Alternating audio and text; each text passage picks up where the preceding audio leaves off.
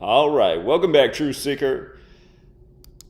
These last few weeks, there's just been so much censorship. My old website, freetofindtruth.blogspot.com, is going down in flames. Just every day, more and more posts being deleted.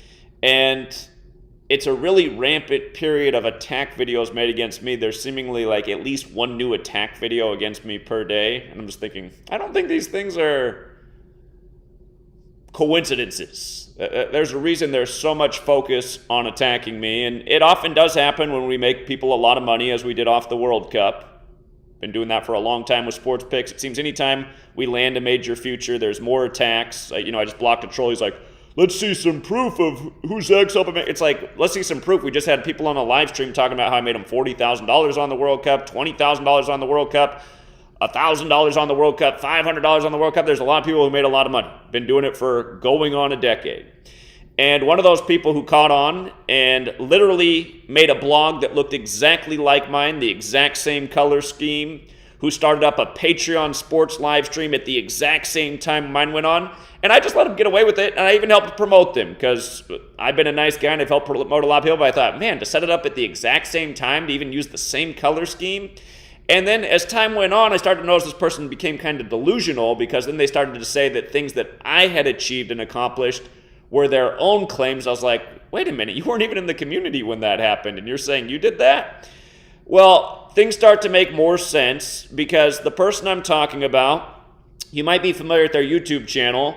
You might know that their name is Arthur Picardo.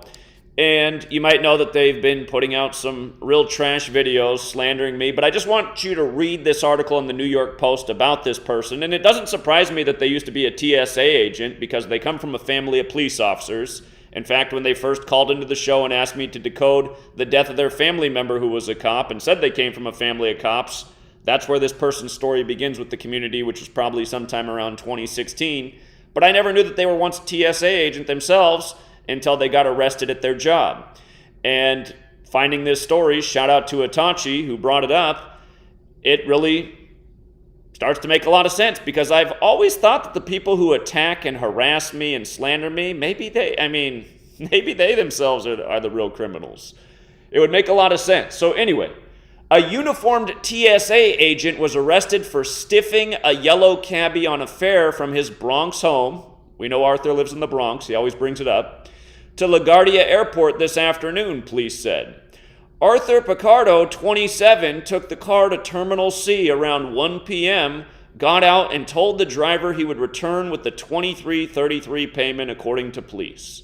He did not return back after half an hour, so the hack is a terminology for a cabbie. They could have used a nicer word. I don't know why they call cabbies hacks. But he's talking about the cabbie. Headed into the airport to find the guy and tracked him down at the screening area, the cabbie later told cops. I guess because they didn't want to use cabbie twice in the same paragraph. Port Authority police arrived and cuffed Picardo, who was on duty at the screening point. He was charged with theft of service. A baggage handler reportedly even told the driver that he's not the first cabbie to be stiffed by Picardo. So again, it was a running scheme that he finally got caught for, which ended his job as a TSA agent. And this story is from 2014. So this is before he came into the community.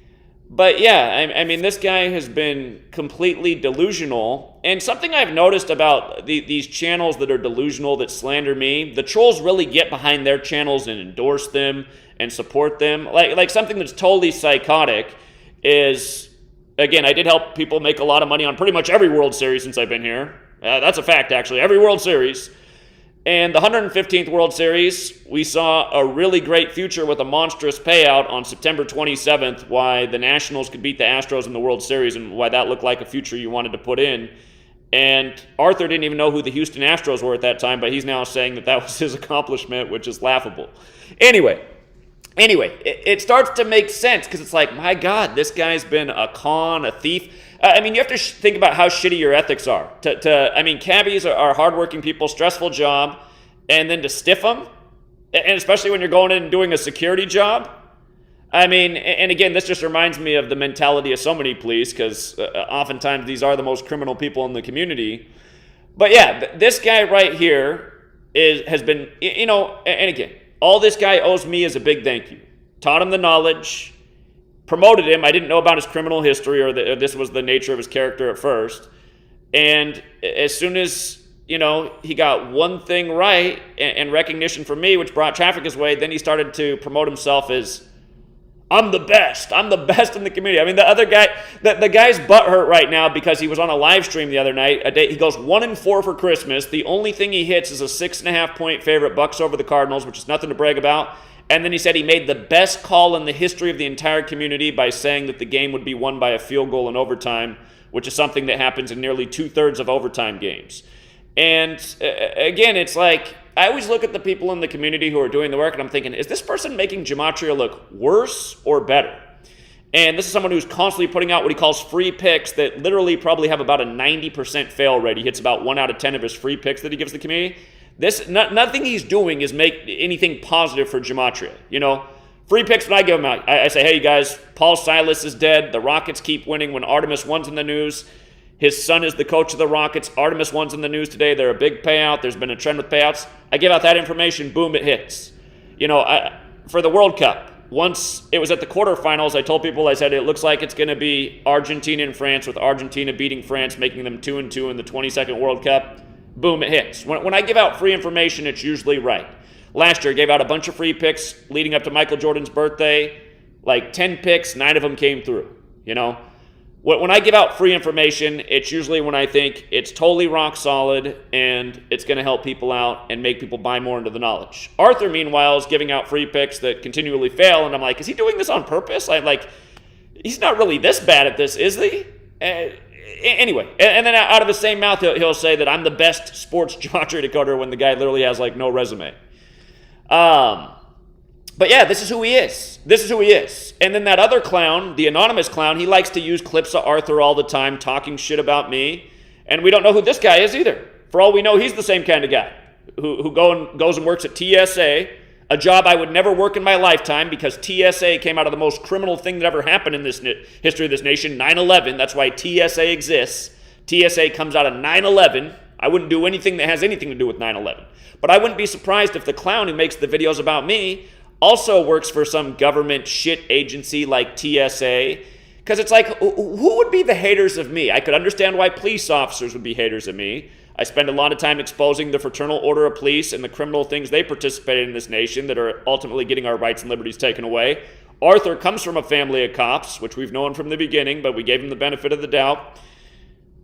The anonymous guy that likes to use Arthur talking shit about me, we don't know anything about him, but again, who would be against me? I spend my time exposing government corruption, rigged sports, rigged politics, things that should be exposed, things that are evil and are having a detrimental effect on everyone's lives, whether they realize it or not. A lot of people don't realize that their sports game is detrimental to their life. They're wasting their time, their money, their energy. They're going to work on Monday feeling all shitty because their sports team lost in the most impossible way. All part of the script that's meant to drain and suck people's energy right out of them. Go look at the Redskins fans or the Commanders now. Sunday Night Football. Just total humiliation ritual for the team, for the fans. And imagine all the people that poured in the millions of dollars in that community that night into that stadium, only to get played like that. And then they'll come back the next week. Anyway, you guys, just like Arthur represents every person I've ever had a problem with in this community. I help them out, I build them up, and then they attack me. There's no other narrative that's ever been any other way. Derek, same story. I don't know if Derek's ever stiffed the cabbie. I've never gotten the feeling that Derek's as much of a scumbag as Arthur is. And I did give Arthur the benefit of the doubt when he came out in New York, but I think Victor was right. Arthur came out to New York just to be in the shots and to promote himself and promote his own brand. And for all of you guys who donated to him when he went to Puerto Rico, wasn't that the most obvious attempt at look at what a good guy I am, is going to vacation in Puerto Rico, send me some money so I can buy people groceries? If you really wanted to do that, you wouldn't bring a cameraman and film the whole thing and say, see how good I am? I mean, you live in New York City. Open up the front door, there's 1,000 people down the block that need help in New York. There's homeless people everywhere. You don't need to go to Puerto Rico to help people. Anyway, This person is a criminal and a scumbag. When you tell the cabbie you're coming back and you just let them sit outside, not only did you screw them over on that ride, you didn't respect their time, you're costing them the next ride, and it looks like somebody even called you out because you had a history of doing this to cabbies. That's who you are. So, again, not a good person. And like I said, my flaw is I give people a lot of second chances. Arthur went and provoked Richard Quinn, who I've given a million chances to, and then I wake up and Richard Quinn's creating more drama this morning. And it's like, oh my God. I just took 2 hours out of my day for Richard Quinn on his birthday because he wanted to do a live stream and go over something we've already gone over 1,000 times. I did that to be nice to him, even though I don't really have a reason to be nice to him. And it just reminds me again, and again, Richard Quinn, if you're out there, you are the guy who called in TFR and went on a rant about how shitty your own son was, and I thought, okay, this also isn't making the Gematria community. A dad calling in, ragging on his son? I mean, if your son has problems, that's a reflection of the father. So, again, you guys, my flaw is I give people too many chances. Victor was right. Arthur showed what he was a long time ago, and we didn't even know this about him. But he was showing his character. And it was sleazy. It was sleazy that when you guys, I worked for 5 years without monetizing the work. The minute I monetized and started out sports decoding, Arthur, who just joined the community, just started decoding at the time, he set up a Patreon and started promoting a sports live stream at the exact same time mine was going on. It's like, you couldn't have chose a different time? The exact time, right when I start mine? But that's because this guy is criminal-minded. Here's the proof. This is what a criminal-minded person does. Someone who does not respect other people, somebody who uses and abuses other people. For anyone to say that I'm that person, you have to be blind. For 5 years, I worked day and night pumping out new knowledge to the information. And again, Sports Gematria will take that clip and he'll put like a laugh track and go, new knowledge, Manly P. Hall put this in a book in 1926. Yeah, Manly P. Hall put out the ciphers. He never really showed how it applied to anything. I'm the person who found that quote from the 1926 book and actually applied it to reality and showed where the worth of the knowledge was. So, again, the criminals will continue to slander and lie. And anyway, if you guys did not hear when I called into Arthur's show the other night, don't go back and listen. You'll just hear a psychopath, which is Arthur, make an ass out of himself. But he was saying a lot of things about Sweet Lady and how much he'd like to have sex with Sweet Lady and how he knows Sweet Lady likes Louis Vuitton because Asian women like that. And again, you know, he probably went through my mom's Facebook profile pictures, but he found a picture of Sweet Lady with a Louis Vuitton bag. Now, is this a ooh, busted moment for me? No, because I explained that when Sweet Lady and I got together, the one thing that I did not like about her was that she liked really expensive handbags. And again, when her and I first got together, I wasn't making it. And when her and I first got together, I didn't even know what Gematria was, but I had a weed business that brought in a lot of cash. I always had a lot of cash. And Sweet Lady would ask for expensive bags. And all of those bags got stolen on November 15th, 2014. And I've also told this story. When I filed an insurance claim, the first insurance claim in my life, when everything got sabotaged in my house and stolen, something that disappointed me about my insurance company was that for them to pay out anything on the bags, we had to buy the bags again, and then they would pay for the replacement cost. So Sweet Lady did get her bags back, paid for by the insurance, which to me was annoying because I was hoping that we'd be able to file the claim and get the cash value for them because I was in a really bad financial spot. Anyway, the thing is, the nice thing about those expensive bags is they do hold their value if you take care of them.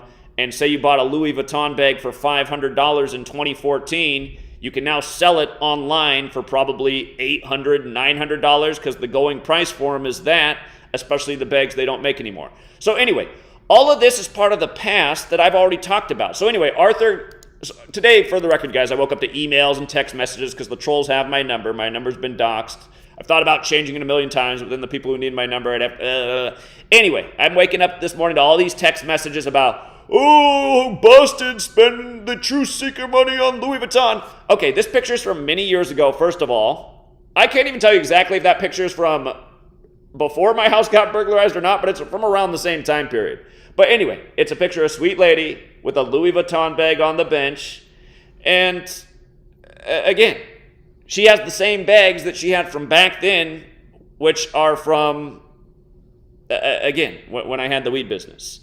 So that this isn't a ooh busted moment. This is something I've talked about in the past. And I've also said, thankfully, she doesn't find the desire to buy these bags or want these bags like she used to. I will tell you a funny story, though. Her friend, who lives in New York City, who's married to an NYPD officer, her friend works at a daycare, so she makes daycare wages. If you've ever worked at a daycare, it doesn't pay a lot. But I wonder about what's really going on, speaking of crooked cops, because her friend spends about $20,000 on bags per month. And it's like, man, she's spending like hundreds of thousands of dollars per year on bags. Her husband works for the NYPD. I know police officers in New York get paid a lot, but they don't get paid that much. She's not making any money.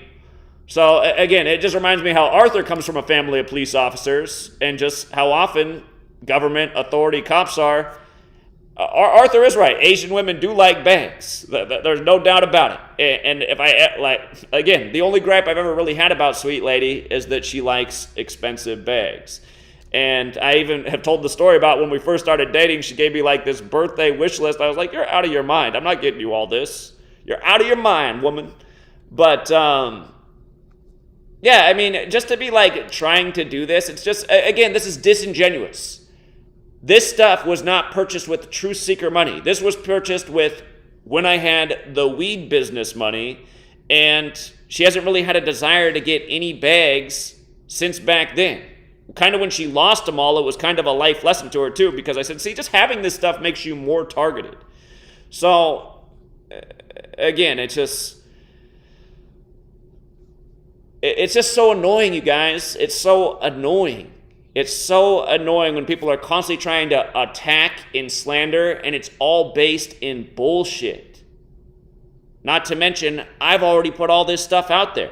And I guarantee you that the goon who screen records everything, who's been harassing every day since 2015, he probably has that footage archived where I'm talking about back in the day how Sweet Lady liked bags. He's not going to show that in a video clip, though. He's just going to cut up and use what he wants to use to paint his picture. And he'll take a video like this and cut up and chop it up and make it sound like something other than what it is, too, just like political attack ads.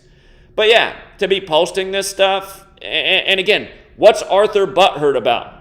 Arthur's butthurt because he went 1-4 on Christmas, and then he made a even bigger ass out of himself because he said, you're going to be wrong about Monday Night Football. I'm going to be right. And guess who was right and who was wrong? Arthur was wrong. And then afterwards, he couldn't even admit that he was wrong. He said, oh no, we picked the same team. We had the same team. It's like, okay, so your morning video said I would be wrong and you would be right.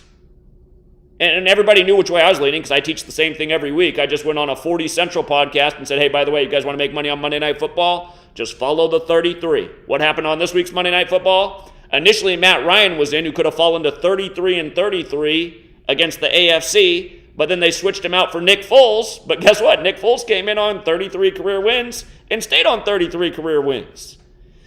Anyway. So Arthur read the notes, and he knew exactly which way I was leaning, and then after he's wrong, can't even admit it. Goes to, oh, we had the same team. Another lie. And why does Arthur conduct himself this way? Why does Arthur constantly lie, slander, take my accomplishments as his? Arthur's the kind of goon that will watch me have 10 successful weeks, not say anything, and then when I have a bad week, and again, I would say my NFL Week 16 was bad. I'd rate 3 weeks that I've had this year as bad. Week 4, Week 6, and Week 16. The other weeks, not bad. You don't. And what else is funny is another troll got behind Arthur and went back to the Week 6 picks and just put up a video on my Week 6 picks and said, this is the reason trolls attack Zach. And then it's about a video about how my picks are bad. It's like, okay, you went back to Week 6. Okay, I've been addressing that I had a bad Week 6. These people are, again, just pathetic. The people that are attacking me are pathetic people, dishonest people. You just saw the guy blocked in the beginning of the stream. He comes in with the same old rhetoric. If Zach's helping people win money with sports, blah, blah, blah. It's like, if You just watched a stream a week ago. You were in the chat for that one too and got blocked under the same handle. A guy saying, thank you. I've won $30-some thousand off your knowledge the past month between what you put out and what Itachi put out. Another guy says, thank you, Zach. You changed my life. I won over $40,000 on this World Cup. And then these people just come back every day like with the same old rhetoric. Zach's a scammer. Zach doesn't make picks. Every game's a close call. You just see it. It's just the same shit every day. And it's like, and you realize what the point is. Those people are always hoping that the new people will just see the relentless attacks. They'll go in the comment section. It's the same thing every day, you guys. You go in my comment section. It's the troll post that has 30 likes. The other good comments, if they didn't already get deleted by Google, they have like no likes, 1 like, maybe 2 likes. Everything that has the most likes is the trolls. And the trolls are constantly working to stir up things. They go to an Arthur and they provoke Arthur. They go to a Richard Quinn. He gets provoked. They go to a Derek. It's just like Derek's making the video saying I slandered him. I didn't slander him anywhere. I made a fair point about how he shouldn't have changed certain things, which he shouldn't have. But he's listening to the trolls. And when I got him on the phone, I said, are you doing this through the grapevine? He's like, yeah, well, sort of. Yeah, I already know. These people are all being provoked by the network of trolls falling in for their nonstop devious operation and not being smart enough to see through it. It gets annoying. It gets annoying. And that's, again, why you gotta cut the ties with certain people. It's like, Derek, thank you for the calculator, but you've proven since 2016, or whenever he got this, was it 2017, whenever he started posting videos, that he wasn't a reliable human being. He was kind of a snake. Arthur's been showing for a long time that all sorts of things are wrong. If somebody takes time to promote you and help you out and help you get up to speed, and then that person has never monetized their work, and then they finally do after 5 years of working day and night, and then you decide to monetize as well and start advertising at the exact same time, I mean, that's kind of a rude thing, and anyone who wouldn't see that as rude, I would question what's wrong with your ethics. But even though he did that, I still didn't say much, and I gave him the benefit of the doubt. I didn't call out Arthur at all until he started making up lies and then doing things like where when I had a bad day, like he'd ignore that we just had 2 good weeks, and then he'd be like, see, Zach's not good. The first time Arthur did this, people called him out, and I found out what was going on. There was a day where I missed a game that Arthur got right, but that was the only game that Arthur got right for the day, and he had a really bad day, but then he went on and made a video about how he was a better decoder because he had that game right and I had that game wrong. And then he didn't mention that my other picks that day were right. So I didn't have a bad day, but he got a game right that I got wrong, so he decided to make a public video about that to say, see, I'm better, support me. I mean, you have to think about how unethical that is and how shady that is. It's like, wait a minute, you had a bad day, but you saw a marketing opportunity because you got a game right that I didn't? It's just, and this is what it is, you guys. Sadly, this is also why money is the root of all evil, right? Essentially, some people, they're only doing this work because they're financially motivated. And you see all kinds of trolls as saying, that's why I do the work, which is something that you can easily prove is false, because for 5 years, I worked every single day pumping out tons of videos, tons of blog posts, hours a day, probably put in 10,000 hours at least in that period of time doing this work for nothing. Doing it because, again, the real reason for the work is to change the world for the better and stop the evil agendas that I've called out in spades and which I saw coming in 2020. Again, back in those days, I was saying 2020 is going to be here before we know it. And with the 19-year cycle thing, it's going to be something bad in 2020. And it was. It was something that took a lot of people's lives, put a lot of people out of business, made people give up more rights and liberties, put people on more antidepressants, anti-anxiety meds, big pharma, big bank, big corporation gained further control over the world. Again, these were the kind of things I was trying to wake humanity up to really for a long time, even before I started doing this work, but in overdrive mode since 2013. And like I've said, you guys, here it turns out Arthur is a criminal, and there are a lot of criminals on YouTube. Richie from Boston, criminal. and another guy who's gone way out of his way to slander me. When the car crash. So, again, 2016, Montegraph makes a video saying that I better not be talking bad about his employees, and Richie from Boston is his employee, and I better watch the numbers for Christmas Eve 2016. What happened to me on Christmas Eve 2016? I had a car crash through my house, through two walls of my house, and who was one of the first people to rush out a video saying it was a hoax and insurance fraud that I'd done to myself? Richie from Boston. Who was another one? Russian Vids. Who was another one? A Call for an Uprising. Who was another one? Dabu7. Who was another one? Casey, Enter the Stars. Who was another one? Again, a lot of these channels, and you start to look at them and you find out a lot of them have criminal histories and have done time in jail. I just wonder, it's like, God, is there some real criminal network of like people that can't get a job anymore, so somehow they end up working like for some kind of like troll farm where they tear down people who are actually doing good work? Again, for people who don't know the history of Richard from Boston, back when he had 10,000 subscribers, which took him 7 years to get to, he also made a video saying he was going to pass me, which seemed completely impossible because I'd only been on YouTube for like 2 years and I had 50,000 subs at the time. It's like, how's a guy who's been on here for 7 years, who has nothing intelligent to say with 10,000 subs, going to pass me, who has, cutting edge knowledge, helping people win with sports picks, doing all sorts of stuff. And the next thing you know, overnight, he's up to 100,000 subs. It's like, what's really going on here? The next thing you know, he's the biggest name in the truth community, which is totally undeserved. I mean, the guy's a fucking moron. And, but yeah, it's just like nonstop lies, slanders from hacks who've never done anything beneficial from this community. I mean, Richie from Boston, what's he's on the record doing for 2020? When they roll out 5G, we're all literally going to die. That's a Richie from Boston video. When 5G rolls out, we're all literally going to die. And this is what's getting the views. You can't see how that's being promoted by the algorithm because they want to make the truth community look stupid. Again, my work's never made the community look stupid. But yeah, again, and if you did see the conversation I had with Arthur the other night, he said that Kathy used to record the phone call she had with me, and she has some recording saying that the only bills that we have to pay are our sweet lady's debt, for student debt. Well, that might be what I said because that's true. That's the only debt we have. But the fact that he said that was enlightening to me because I was like, oh, so Kathy was recording when she would call my house, which would make sense because she was another person that got my number and I didn't give it to her. But again, for people who don't know who Kathy is, it's funny how many of the trolls have like Gematria in their handle, but then don't do any Gematria, and pretty much the only content they upload is attacking me.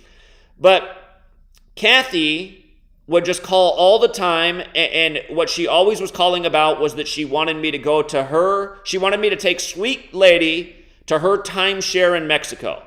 Zach, I really want you to go to my timeshare in Mexico. Zach, why don't you take me up on the timeshare in Mexico? I'm reaching out to you because I know you need a vacation. I want you to go to my timeshare in Mexico.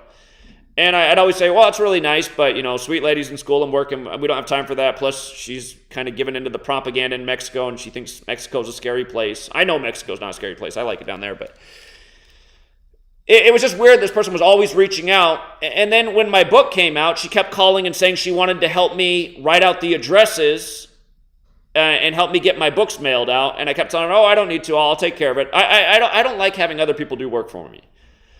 And she kept calling and insisting and insisting and insisting. And I said, okay. I said, you know what? I have like 1,000 to do. I said, I'll give you like 300 people that you can fill out the labels for. And I regret doing this. I totally regret doing this because now I wonder if like this person's some kind of intelligence asset.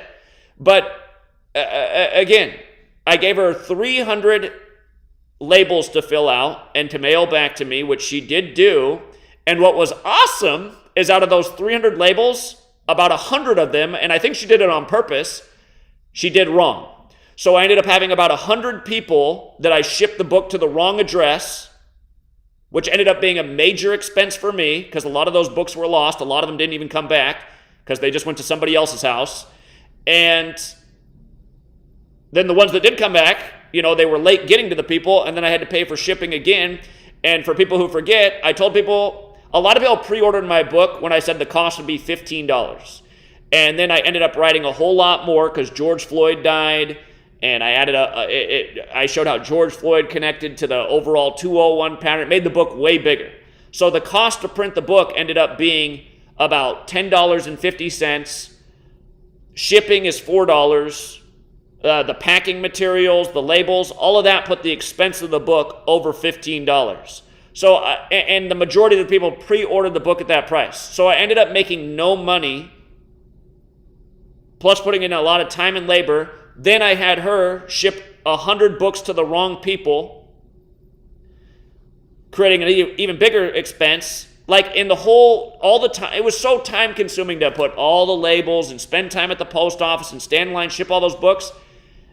All that effort, and I mean, it ended up hurting me in other ways because then I didn't have time. I took a break on sports decoding and a lot of people dropped off. I mean, just the whole process, even though the book's awesome, the book ultimately cost me more money than anything. And that's also part of the reason I haven't finished the latest books. I'm like, is this process even worth it, man? Hardly anyone reads the book. But anyway, this person who begged and kept begging, and I kept telling her no, but finally I said, okay, all right, here, you can do like 300 of them. And then it just created a huge headache. And then that person invited themselves to my house and said, hey, I want to stay with you for a week while my husband hunts because he's going to be hunting close to you. I said, sorry, that's not going to work out. When I told her that's not going to work out, she's just been slandering me everywhere online. Like all sorts of people's channels, she'll leave comments about what a troll I am, what a shill I am, what a deceiver I am, what a bad person I am. And it's just like, and by the way, you guys, I also sent her 50 free copies of my book. So that was over a $500 expense. I sent those to her for doing the 300 labels because she asked if she could have like 50 books. I said, sure. She said she was going to pass them out and give them to people who would use it. And speaking of high-impact flicks, she said she sent a copy to him, for example, and I also sent him a copy, so he has at least 2 copies of my book. He's never brought it up. But, yeah, you know, I essentially gave her $500 and some worth of books. She ended up costing me a whole ton of money because I had to ship out a whole bunch of extra books. And the legacy is that because I didn't let her come over to my house, and again, who invites themselves over to someone else's house? But ever since then, she's just been religiously attacking me online. And she'll always be in Arthur's chat. She'll always be in Arthur's chat, talking shit about me. And it's like, you start to look at who all these people are, it's like, the person who kept, I mean, who knows what would have happened if I would have went to her timeshare in Mexico? Maybe you would have heard about my obituary. Who knows who these people are? But again, all of these people who attack me, again, all I ever did for them were nice things. Free books, countless hours on the phone, tutoring them on Gematria, promoting their channel, bringing them on TFR. I can't tell you how many people I've done nice things for who now attack me. It's funny, you go in these other people's channels, like Derek's channel, the only people who ever seem to be in his live streams are the same people who slander me all day.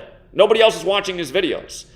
And again, like the same clown who asked me to drive down to New York because he was in a bad spot. He needed someone to talk to in the middle of rush hour when I told him it was going to take me 2 hours through traffic, which it did. And then I get there and I listen to his sob story the whole time and buy him, forget what it was, a couple cups of coffee and maybe a muffin or whatever he wanted. Just took care of his little tab for him. Not to mention it's expensive to park down in Seattle to listen to somebody's 2-hour sob story after you drive through 2 hours of traffic. But then he wanted to come up and again, he asked if I could take him out to lunch. He was in a tough spot, took him out to lunch, kept ordering more and more stuff. I'd never seen somebody order so much stuff. Appetizer, dish, another dish, drink, another drink, milkshake, dessert. I was just like, is this person serious? And then what happens right after that? Next thing I know, this person's online attacking me. Last winter, guy needs me to keep sending him more money because his son is sick. I feel bad. I've met him in person. After sending him a whole bunch of money, next thing he's online attacking me. At the end of the day, all this stuff feels like an operation to just make me feel shitty. Like to make me quit. It feels like there's so many people that are just constantly working to attack me, slander me, ask something for me, then attack me. It's just like, why does this keep happening? You know? And it's just like, you don't see anybody else on YouTube who has 1 million attack videos about him. A guy like Richie from Boston, you think all these people would be coming out making videos like, dude, you had me so afraid that I was going to die when 5G came out. There's no videos like that. Somehow he's still getting, the guy's getting good views on BitChute now. It's like, who's still following this guy? You know? It's like if somebody uploads a video about Richie from Boston, it's some nice thing. A song for Richie from, it's like, God, people are praising this guy? This guy's put out nothing but bullshit, false information, needless fear porn, scammed people. I mean, Richie from Boston got caught running a real scam with a flat earther, what's his name, the rapist. He has like some 3-letter acronym. Can't even think what his name is. But again, he's a rapist. He did time in prison for rape. He's one of Richie from Boston's friends. Both rode the flat earth thing. Can't think what his name is. He's a white flat earth rapper. And a rapist and a scammer. It was him, Richie from Boston, and what's his name? Nicholson, 1968. They all ran a scam online and they got caught, but somehow people still follow them. It's like... And nobody's making videos about them being scammers, even though they are. Meanwhile, I'm getting attacked for running a scam. I've never scammed anybody. I've helped a lot of people earn a lot over a lot of years in a lot of different ways, put people onto important knowledge, life-changing knowledge that proves itself in spades every day. I mean, do you even have to ask why there's a thing up there that says the 47 best skincare products for dry skin that we tested in 2022? But yeah, and you know, this right here. I like Louis Vuitton. It makes me happy. Sweet lady. Again, and I talked about all this years ago. My biggest gripe with Sweet Lady was that she liked expensive purses. But I also, when I told the story, I said, but the good thing about her is she likes to save money by eating at home. She wears the same shoes. She doesn't blow her money on shoes. When she buys clothes, they're only on sale. She's resourceful. And she does make a good argument with the expensive purses. It is true about those expensive, overpriced purses, which they are. And I don't even talk about it because, to me, Louis Vuitton is ugly. I don't even know why anyone likes that brand. It's like, their shit is ugly. And trust me, again, all things good and bad. But she got over this habit a long time ago. This is from back when I had the weed business. And the reason she still has purses, because they were all stolen on November 15, 2014, is because the only way that the insurance would cover them is if they were purchased again. Obviously, it's a no-brainer to purchase them again because they do carry their value. And in a way, even though they are overpriced and ugly, and all those companies, I would say, are evil companies at the end of the day, they're not the worst investment because they don't depreciate in value if you take care of them. And that's how Sweet Lady is with them. She treats them like they're collector's items. So, anyway. Let me try something out here. Let me open up the phone line for all the people who continue to make these attack videos. Like Arthur, if you're out there. Arthur's probably watching. Arthur, call in and explain why you're trying to make me look like a criminal when none of this stuff is criminal. I've already aired it all out there.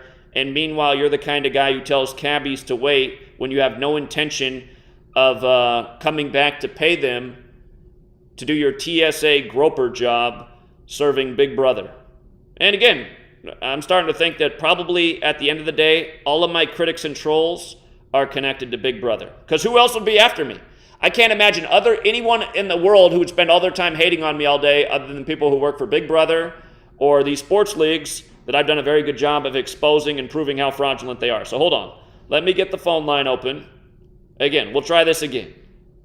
If somebody wants to call in and tell me where I am a criminal or a scammer, I want to hear that laid out. And please don't do it with the same bullshit talking points, because that is when I'll hang up. If you just call in and just say bullshit with nothing behind it, which is, it seems like all my trolls can do. But if somebody can lay out a good argument. Again, someone explained to me how it's wrong that I got Sweet Lady some Louis Vuitton purses back in 2012, 13, 14 when I had the weed business. And to be perfectly honest, I wish she'd never asked for any of that stuff because I was never crazy about it. But why was it worth it for me to get that? Again, because she made a good argument that they hold their value and increase in value over time. And Sweet Lady, outside of that one drawback, again, the only thing I could ever complain about Sweet Lady is that she likes purses like that. And it is part of Asian culture. It is true. You go in those stores, who works there? Asian women. Who's shopping there? Asian women.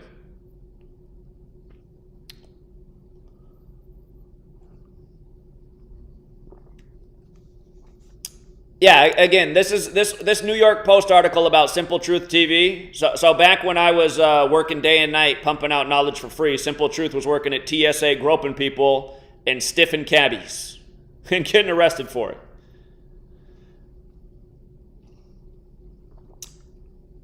And again, I'm pretty sure that if we could figure out who Sports Gematria is, I'm pretty sure this is what you'd find out about Sports Gematria. There's a reason this guy stays anonymous. I guarantee you he's the same quality of character. Sports Gematria always says that he would call in, but he knows I'd cut him off. Here, Sports Gematria, I'll make a promise right now. I'll set a timer. I'll give you 10 minutes to explain yourself, since we all know you're screen recording and watching right now.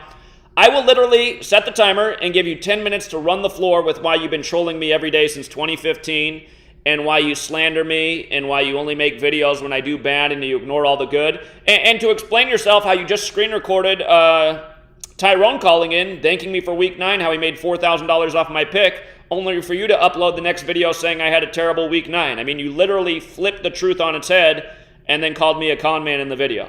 So, if Sports Gematria calls in, he gets 10 minutes to talk freely, because he's also he is having the biggest impact.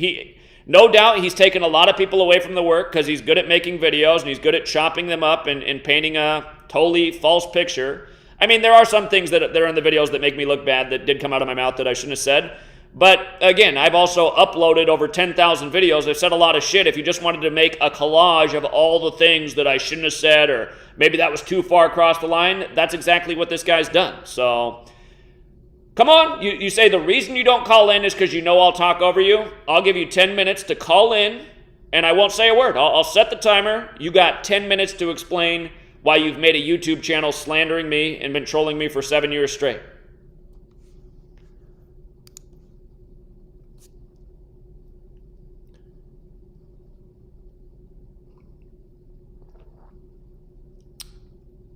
See, here, Jack Koff, why don't you call in? Wasn't he just talking about being nicer for Christmas? Where am I not being nice? I'm making fair points. See, people like you are disingenuous. You're probably a troll. You're probably one of the people that lives on the Patreon all day. Wasn't he just talking about being nicer for Christmas? Again, I'm being slandered and harassed every day, and people are taking things and trying to paint a picture that's false.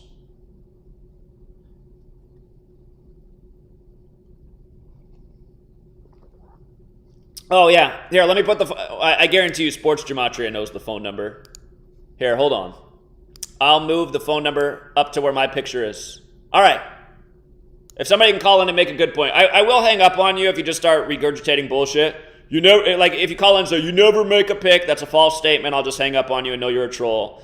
If you call in and say, you take both sides of every game, we'll know you're a troll and just hang up. Again, I could do a 3-hour live stream and get through a fraction of the futures we've hit, We'd have to be here for a week listening to all the accomplishments of how we've helped people financially. So,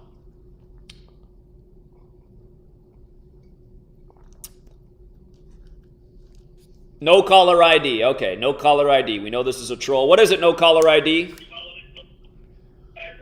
Hello? Yeah, what is it? Hey, Zach, why don't you bet your own tips? I do. So that's another routine troll talking point. Can so you prove it? Can you prove it? Can you show bet slips? I could prove it. Do I need to prove it? Yes, you do. Well, why do I need to prove it? Your own picks, which you don't. So here, let me just respond to you with this. When you watched my live stream last week and you saw the guy saying, thank you helped me make $30,000 this month, and you saw the other guys who said, thank you helped me make $40,000, you changed my life. So what point are you making? If the knowledge is helping other people win money, you can't shut the fuck up. You guys, listen to my troll. Okay, again. Okay, no caller ID. Thanks for calling in, pussy. Again, you guys, listen to these fucking losers. Is that an argument? If I helped just 2 people who phoned in last week make $70,000 between the 2 of them, does it matter if I bet on it as well? Is the point of me putting out information to help other people. Okay? These are illogical arguments from retards. Retards. And the word does have a place. That's a retard. That argument doesn't make any sense. Helped people make millions of dollars over years. Those are facts. 712. Hey, Zach. I was just listening to the live stream. I don't know what your main question you were wanting people to ask, but I saw you do a lot with the Gematria connections and betting on sports, but does any of it ever correlate to like the stock market or things of that nature? Indeed. There's a woman who's probably listening right now who made over $10,000 on what I said. I said why the Moderna stock would blow up on May 7th, 2020, and it skyrocketed. You could have made $10,000 like she did if you just put in a little investment. The prediction was dead on for the day the Moderna stock would blow up. You can do this for everything if you're aware of it. The reason here, for people who didn't know why I knew Moderna would blow up on May 7th, okay, people like you call in and keep talking. Can you just listen for a minute? As to why? Huh? What? Connections as into like why and what moves they're making as they keep moving forward with all this.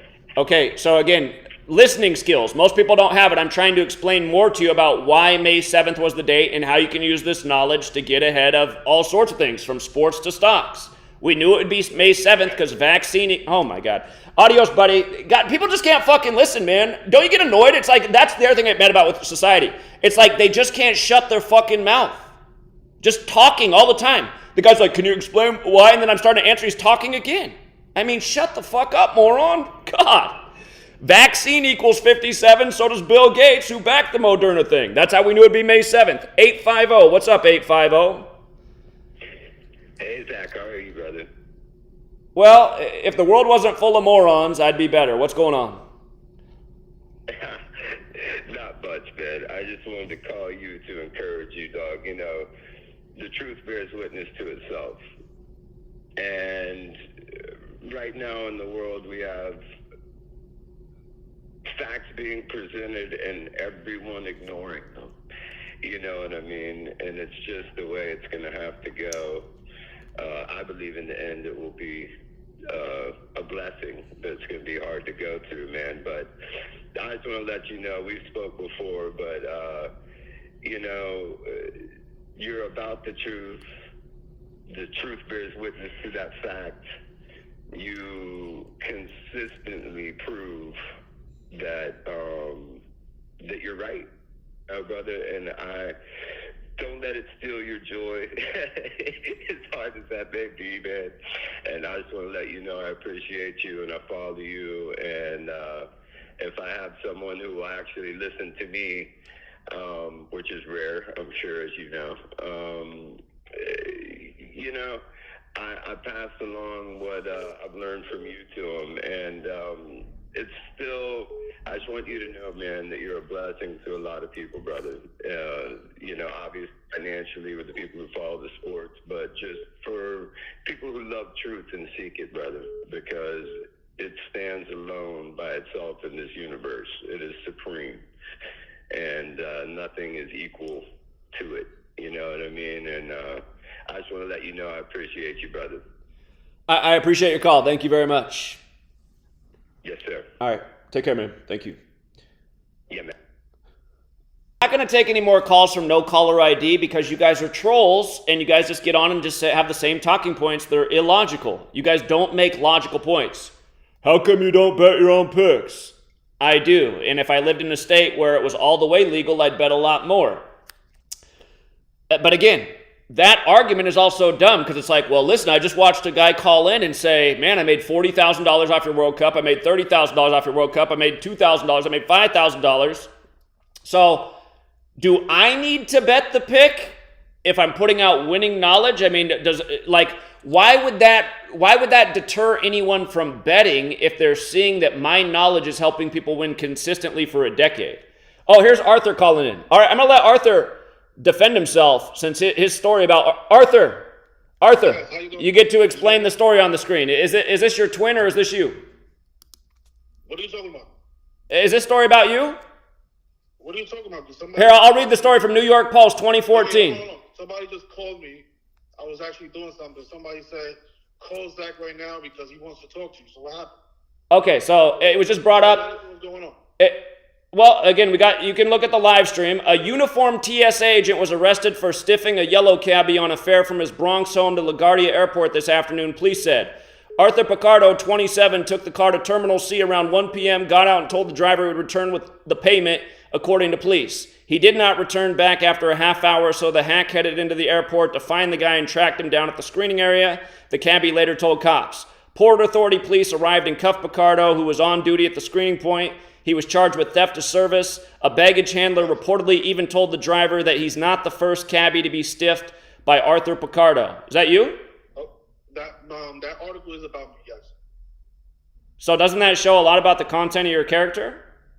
No, let me just explain what happened. Would you like to know the truth? Oh, okay. The truth from Simple Truth TV.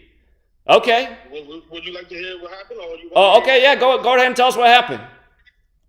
So this was in 2014. I was on my way to work and I was running late, and I decided to take a taxi to work. I was in my uniform and I didn't have any other way to get there on time because when you're late, they write you up. So I took a taxi to work, and my debit card declined. And the cab driver said, "I'm not gonna let you out the car unless you pay me my money." I said, "Sir, I don't have any cash. How can I pay you?" And then my supervisor came outside and she said that she didn't have any cash either, and his machine wasn't working. I did get arrested that day, and I have the disposition. I was found not guilty, and the case was dismissed. But the guy said, "You know what? I'm not gonna let you out the car. I'm gonna press charges on you." I said, "Sir, I gotta go to work. Look, I'm in my uniform. I'm a TSA. I showed him my ID." This was in 2014, I think it was. I'm not sure, because I think I got fired right after that. So it was either 2015 or 2014. Whatever the article says, that's the year that it happened. So the guy was an Arab guy. He pressed charges on me. He said, "I'm not gonna let him out." So the officer said, "What would you like to do? Would you like to get him arrested, or just let him go?" He said, "No, I want my money." It wasn't even $23. It was $12. I said, "Man, you guys are gonna arrest me for $12?" My supervisor was like, "Come on, $12? You guys are gonna take him to jail for $12?" I took the taxi from 145th Street in Manhattan to LaGuardia Airport, and it was only $12. It wasn't even 23. So the media even put more than what it actually was. I have all the court papers. So I'm gonna do a live stream right after you're done. I'm gonna show people all the court papers, how the case was dismissed. And you wanna know what's funny? TSA, they gave me $50,000. You know why? Because they fired me, and I was found not guilty.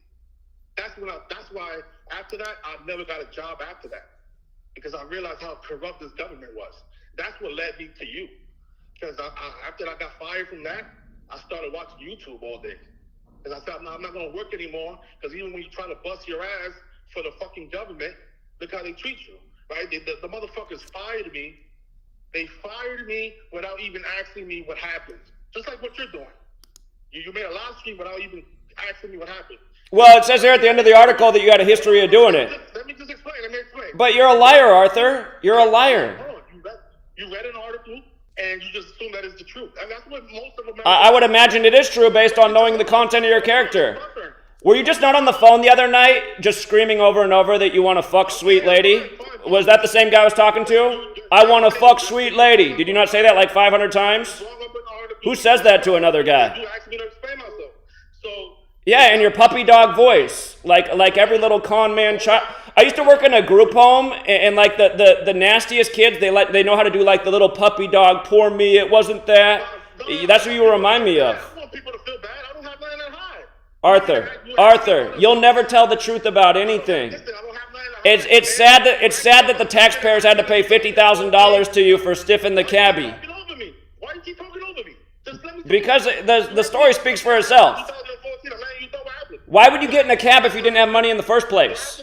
Why would you get in a cab if you didn't have money in the first place? I did have money. So how come you didn't pay him? Wait, hold on. How come you didn't pay him? That's what the court case was about. I had to prove to the judge that I did have money. But you didn't pay him? You gotta let me talk, my man. I never had this problem in my life. I pay the cabbie. When I take the cab, I make sure I have the cash in my wallet to pay the cabbie. You're different. You're different. Just let me explain what I am a lot different than you. I'm not a con man. All right. Just I'm not a con man. I don't go 1-on-4 on Christmas and then try to talk shit about somebody else because I had a god-awful day. Let me help you expose me. It's not that the card did not have money. It's that the machine was not working because my supervisor came out and she tried her card and it wasn't working. That's why the case got dismissed. Because after my supervisor testified in court and said, I used my card as well. The officer said, yes, I saw her use her card. So why did you arrest him?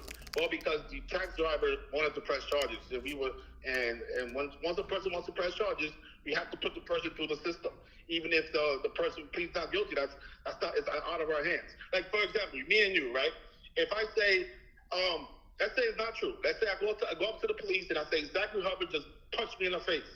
The cop doesn't know if it's true or not, right? He has to take my word for it.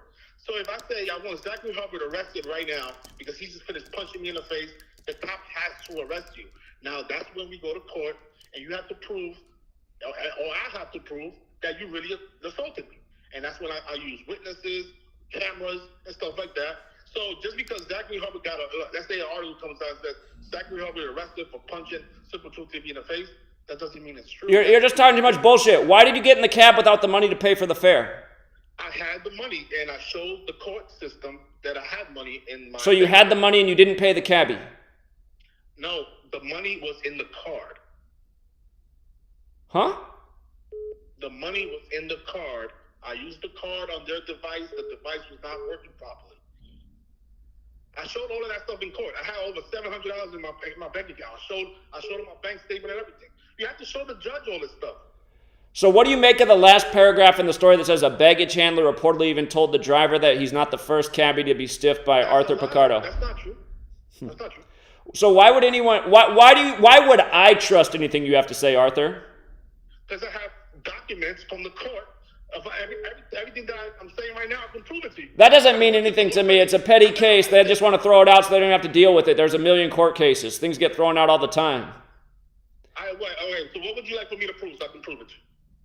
I don't want you to believe Arthur, the thing I want to prove it. Well, it's just like I've always thought like people who even take a TSA job are low character people. So Okay, I'm not surprised you even work for TSA. I have two daughters.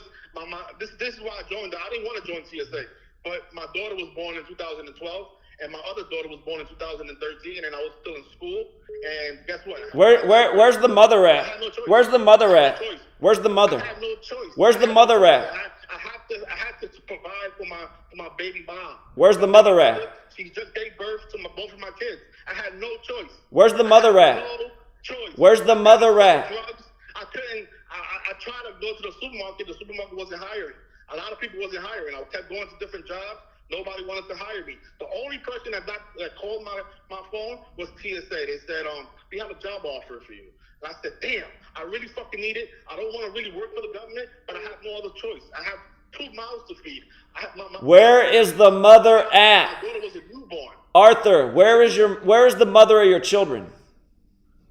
We separated. Why? You're asking me personal questions, which is crazy because I don't have to talk about that. But I'll talk about Okay, so you want to air out my personal stuff and falsify what's going on? What did I air about you that's personal? So what? Did you not post a picture? Did you not post a picture of me and Sweet Lady? Yeah, she has a Louis Vuitton bag. Did you buy that for her? Yeah, back in when I had the weed business is when that was bought. How much did you pay for that Louis Vuitton bag?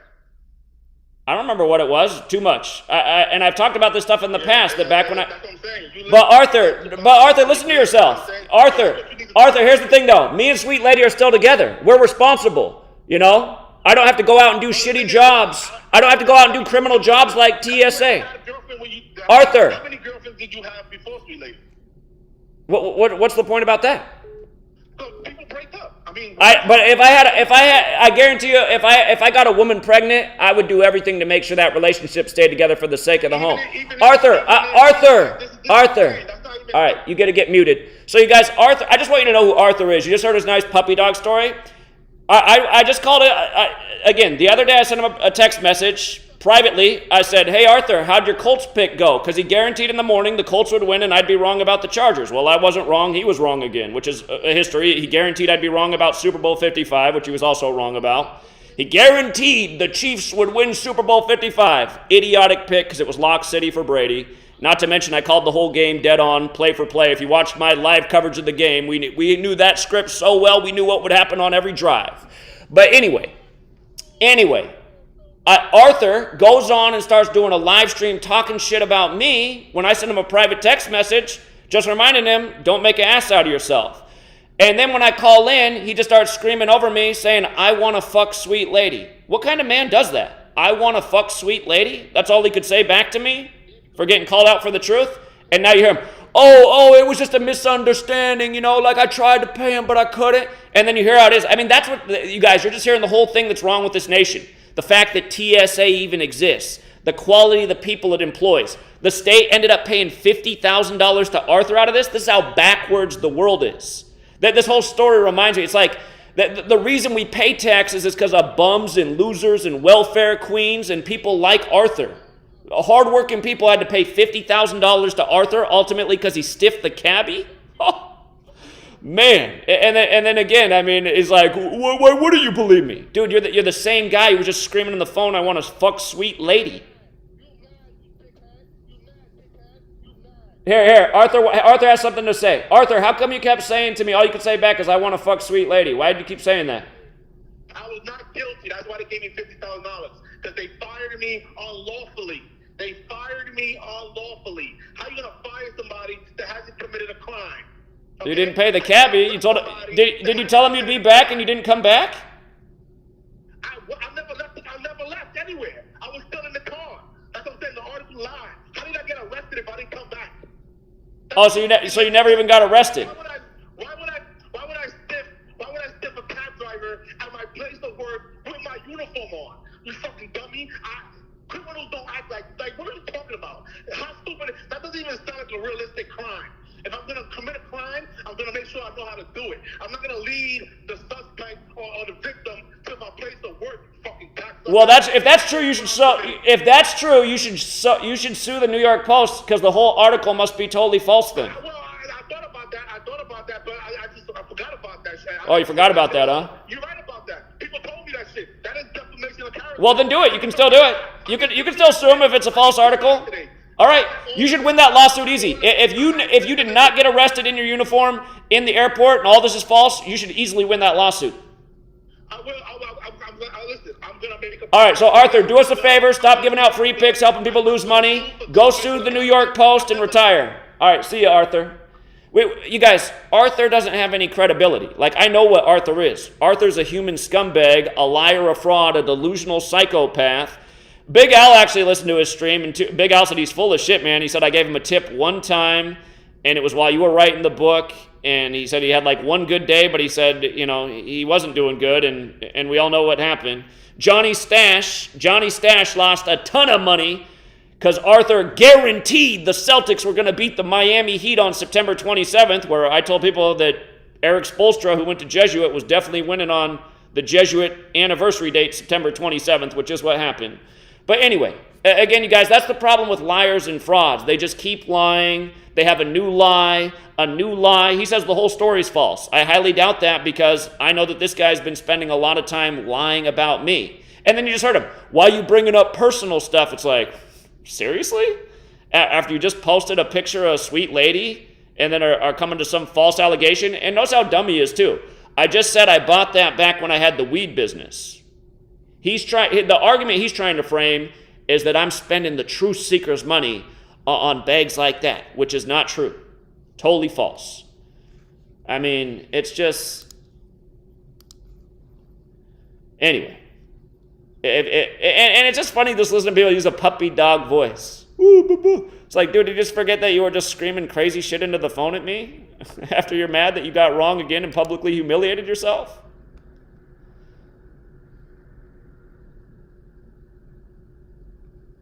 Yeah, so any of you guys want to continue to follow Arthur? Again, Arthur's a cancer to the community.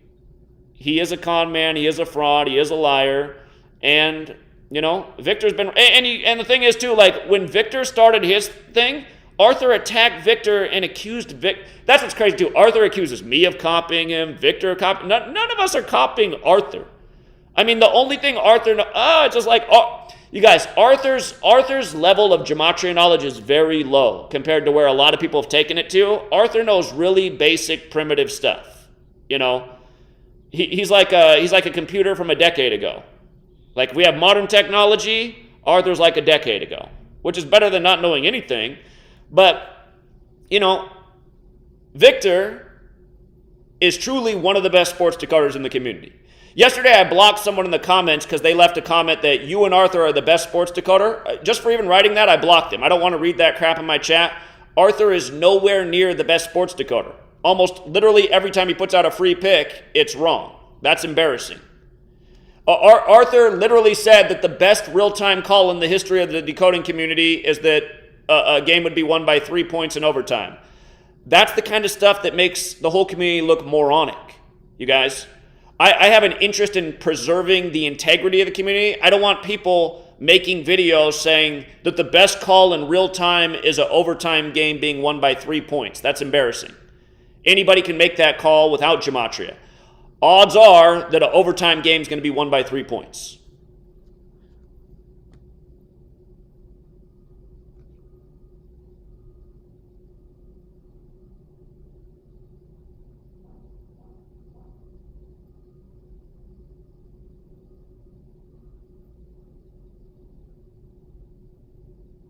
Thank you, Sarah. You didn't have to do that, especially on this drama stream. But yeah, you guys, anyone out there who's getting taken, and here, since he's out there screen recording, I'm actually going to put, if you guys are not aware of this channel, this guy is the biggest loser, arguably, on the face of the earth. I'm going to put his channel up here because I just want you to see what his whole channel looks like. And again, he said he's been tempted to call in, but and trust me, he screen records everything. His entire job is to troll me 24/7, 365. He's here right now, lurking, watching, screen recording, getting ready to put together his next video. But again, like I said, if he calls in, I'll give him 10 minutes. For the person in the chat who said you'd give him 10 minutes to talk, the person who just called in is not the person I'm talking about. I'm talking about Sports Gematria, who doesn't do any gematria, just like all the trolls who put gematria in their name.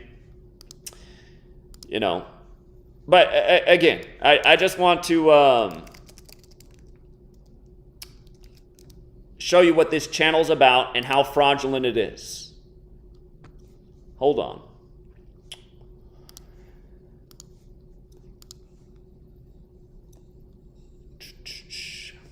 It is amazing how many people just make slanderous videos about me. Haters galore. Okay. Okay, I almost got it up here. Here we go.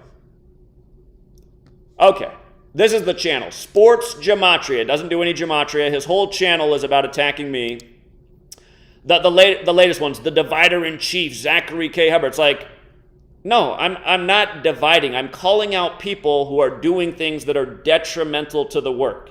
The Illusion. There's another guy who's a lot like Arthur. Not that good at decoding, and in their mind, their whole stream, if you watch them, is I'm the best decoder, I'm the greatest decoder, I can do this, nobody else can do this.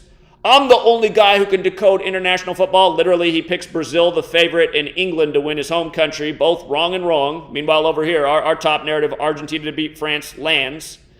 And he can't admit, I mean, these people, they can't admit when they're wrong. It's like, dude, if you've been making videos attacking me and saying I can't decode international football when I've already proven that I can, I don't spend a lot of time on it. But then, again, in this World Cup, I nail it and you're dead wrong. But then what's funny is when they're wrong, then they come out and say they're right anyway. And all my trolls will say that about me, but it's not true. When I'm wrong, I'm wrong. The facts are, the majority of the time, I'm right. This guy, he gets on the back of Derek. Derek says I'm a snake oil salesman after we just helped a ton of people win a ton more money. And again, Derek's the one that looks like he's selling snake oil. Right after we nailed Super Bowl 55, he did a video on how he doesn't think gematria can be used to decode sports. It's like, dude, we've just nailed like our 100th future, and you're uploading a video afterwards saying you don't think sports can be decoded with gematria? And then he says, because if it could, look at my example that didn't come through. And it's like, yeah, that's the reason we don't decode football games by connecting them to eclipses in whatever country is because that's not a working method. I mean, it's just like insanity listening to these people. Here he has me versus Arthur. He's got Arthur in the thumbnail. Well, I wonder why I call out Arthur. Maybe because he's a con man. Bart, who had some kind of psychotic breakdown over God knows what. The Illusion, who's delusional. Derek, who, thank you for the calculator. No thank you for everything else. A picture of my own mom to remove my own mom from my life because she can be very negative. When I'm picking up the phone in the morning and I got work to do, and she's on talking about how all I have is a bunch of groupies online that follow me. It's like, do I need this phone call right now? Why are you doing this? Like, again, undiagnosed bipolar is what I think. And he's also got the all for truth con man in there. Oh, plus Bartley Gerba. Bartley Gerba, the guy who ran up the bill on me, and then after I paid for his huge lunch bill, after doing nothing but favors for him. I mean, it's just like, yeah, me versus people who are not doing anything helpful, people that are essentially detrimental to the work. And then sadly, young Ben's up there. And you know what they say? Behind every good man, behind every good man is a good woman. We did bring young Ben together with his sweet lady through the community. And I didn't even want to take a shot at this, but a lot of people are grateful she doesn't call in anymore. I'll just put it this way. She had a Canadian accent. She would call in. She'd be long-winded on TFR. She'd have long, nonsensical decodes that really didn't connect to anything. And out of the goodness of my heart, I'd be like, oh, thanks for calling in again. I hope you, good luck with the test. I appreciate you. But again, you guys, sometimes I'm nice to people because I don't have a reason to be mean to them. But that girl also ended up not liking me because, I don't know, like she was friends with Bart too, and then it pulled Ben out of the community. It's like, God, Ben was a great help to the community. He met a girl in the community who was like the worst decoder and maybe the most annoying TFR caller ever. And again, Ben, if you're out there, I mean, I don't mean to be mean, but Ben, you can do better, man. She's 10 years older than you. I don't want to say more, but you can do better. You can do better, buddy. Trust me. You're a lot smarter than she is. But anyway, got the wrong woman behind him and went the wrong direction. That's all I can say about young Ben. Young Ben didn't have any reason to start talking shit about me. I was always good to young Ben. This guy continues to put together the clips of, things I've said over the years that I probably shouldn't have said. But anyone who's trying to paint me out to be some kind of racist is totally disingenuous. Everybody who knows me knows I'm not really racist. When I'm getting trolled by black people, sometimes I'll say some shit back to the black people that I shouldn't say, but it's because I'm getting trolled and they're making it racial. Just like if you go into Arthur's channel, his only mod that's ever there is a flat earth black supremacist. And, he also has Kathy, But those are his mods, a flat earth black supremacist and Kathy. And again, I mean, the guy's just making nothing but racial comments. So, yeah, sometimes I say shit back that I shouldn't. But if you're going to make it racial, I can say something back that might hurt your feelings too. So anyway, I'm not saying it's right, but nobody thinks that I'm a racist person. Again, when I go out to cities and bring people out, we have like the most diverse crowds of people there ever was. So imagine taking, a compilation of the few things that I said over the course of 10 years and trying to always keep bringing it up. Be like, oh, see, he's a racist, bad person. I mean, this guy's a fucking loser. Essentially making fun of what we covered after the death of the Green Power Ranger, as we've been talking all year about 49. He makes a video on how I bought a house after I sold my house, and now how Sweet Lady has a job, so she got a car. Again, Sweet Lady can afford a car. Major fraud alert. Again, the only person that's a major fraud is the person who's he's probably jerk. This guy is such a psychopath. I bet you right now he's watching the screen and jerking off because he's sexually excited, but won't call in, even though I said I'd give him 10 minutes. Hey, make sure you put that in your next clip, because when you put on the screen that you don't call in because I'll talk over you, make sure you put in where I said that I'd give you 10 minutes to explain why you have a channel and you've been trolling me for 7 years every day, because I'm pretty sure you're a Fed. But losing by the numbers. I don't know if that's the video on the day where we went 6-2, but there was a video where we went 6-2, and he put out a video saying I had a horrible day. Here, somebody's calling in from no caller ID, but this has also been going on. In case it's him right now, because he probably would call in from no caller ID. Is this Sports Gematria? Hello? Is this Sports Gematria? No. This is Okay, then I'm hanging up. Okay. Zachary K. Hubbard gets wasted by NFL again. Again, 3 bad weeks, 13 good weeks. Has he covered any of the 13 good weeks? Nope, because this isn't what he does. He only waits for a bad day to make a video because that's the content of his character, which makes him a loser. Zachary K. Hubbard destroys truth community. Okay, you have a picture up there of a guy who calls himself Jesus and makes people come on to his show and greet him as daddy. So is that part of the truth community? No, that's a total loser. That's somebody who Brian promotes, who's also not part of the truth community. And I don't know who the other the other person is the guy who would call in drunk to the Sunday show, which also seemed like it was some sort of paid for gig. Because it's like, why is some drunk guy calling in every week who has nothing to share but something embarrassing? He has a picture of Richard Quinn up there who means well, but who can't control himself and who gets hurt so easily and taken by the trolls so easily, which is why I've said he's too much of a liability. And again, Richard never said thank you for having him come on and do the birthday show, but then he gets pulled into the pack of trolls and he's making shit videos again. It's why I've said to Richard a million times, go away, Richard, move on. And then Angel Baby, again, Angel Baby started the drama. And the thing about like an Angel Baby of the world, Angel Baby, I've paid for her hotels. I've spent a lot of money on her. And again, she, at the end of the day, to keep it real, she's not very helpful. If you spend $1,000 on somebody's hotel and what they're doing for you each day is telling you they're going to be out in 5 minutes and to wait in the lobby, and you end up waiting in the lobby for an hour plus. Again, I didn't air out any of this, but the final straw was bringing her daughter, and we were out day and night, and she was out there with us. Credit to her for that, but I mean, she's not really bringing anything to the table, and dragging her daughter around because she doesn't have any daycare for her daughter because she's a single mom, while her daughter's begging to go back home and that she's exhausted. Again, I did keep all this anonymous, but I said part of the other reason that I felt the need to go back home, not only did Sweet Lady want me to come back because of what came up, but Angel Baby said she was going to stay out there with me until I ended, and I was like, well, here's 2 reasons. And again, you guys weren't there. You didn't see her daughter falling asleep at the table and Angel Baby scolding her daughter, wake up, you're not sleeping at the table. Again, I kept it anonymous when I told the story. She posted something online like she'd pay me $400. I still don't know where that payment went to. If she did pay that $400, I don't know what payment service that was. I don't know where that money is. But even if she paid $400, you guys, I spent a lot more than that on Angel Baby. It'll help create a lot of drama in the community. And again, and the other thing that I really didn't appreciate is the first time I went to Buffalo this year, I didn't know that she was coming out there, and I was exhausted when I got in, and she called in the middle of the night to let me know her flight had gotten in, and if I could come pick her up at the airport. I'd just crashed and fallen asleep. I need some rest.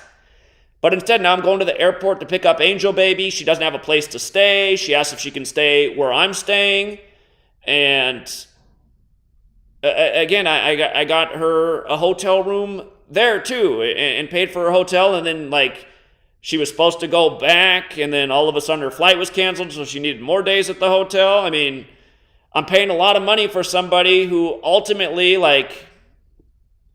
again, I mean, it'd be different if they were really good on the street at sharing the knowledge and helping get out the message. I mean, I don't want to I appreciate that you want to come out and support, but essentially it was a big expense who pretty much got me to the scene of where I needed to be at least an hour late each day. And the same thing happened in New York.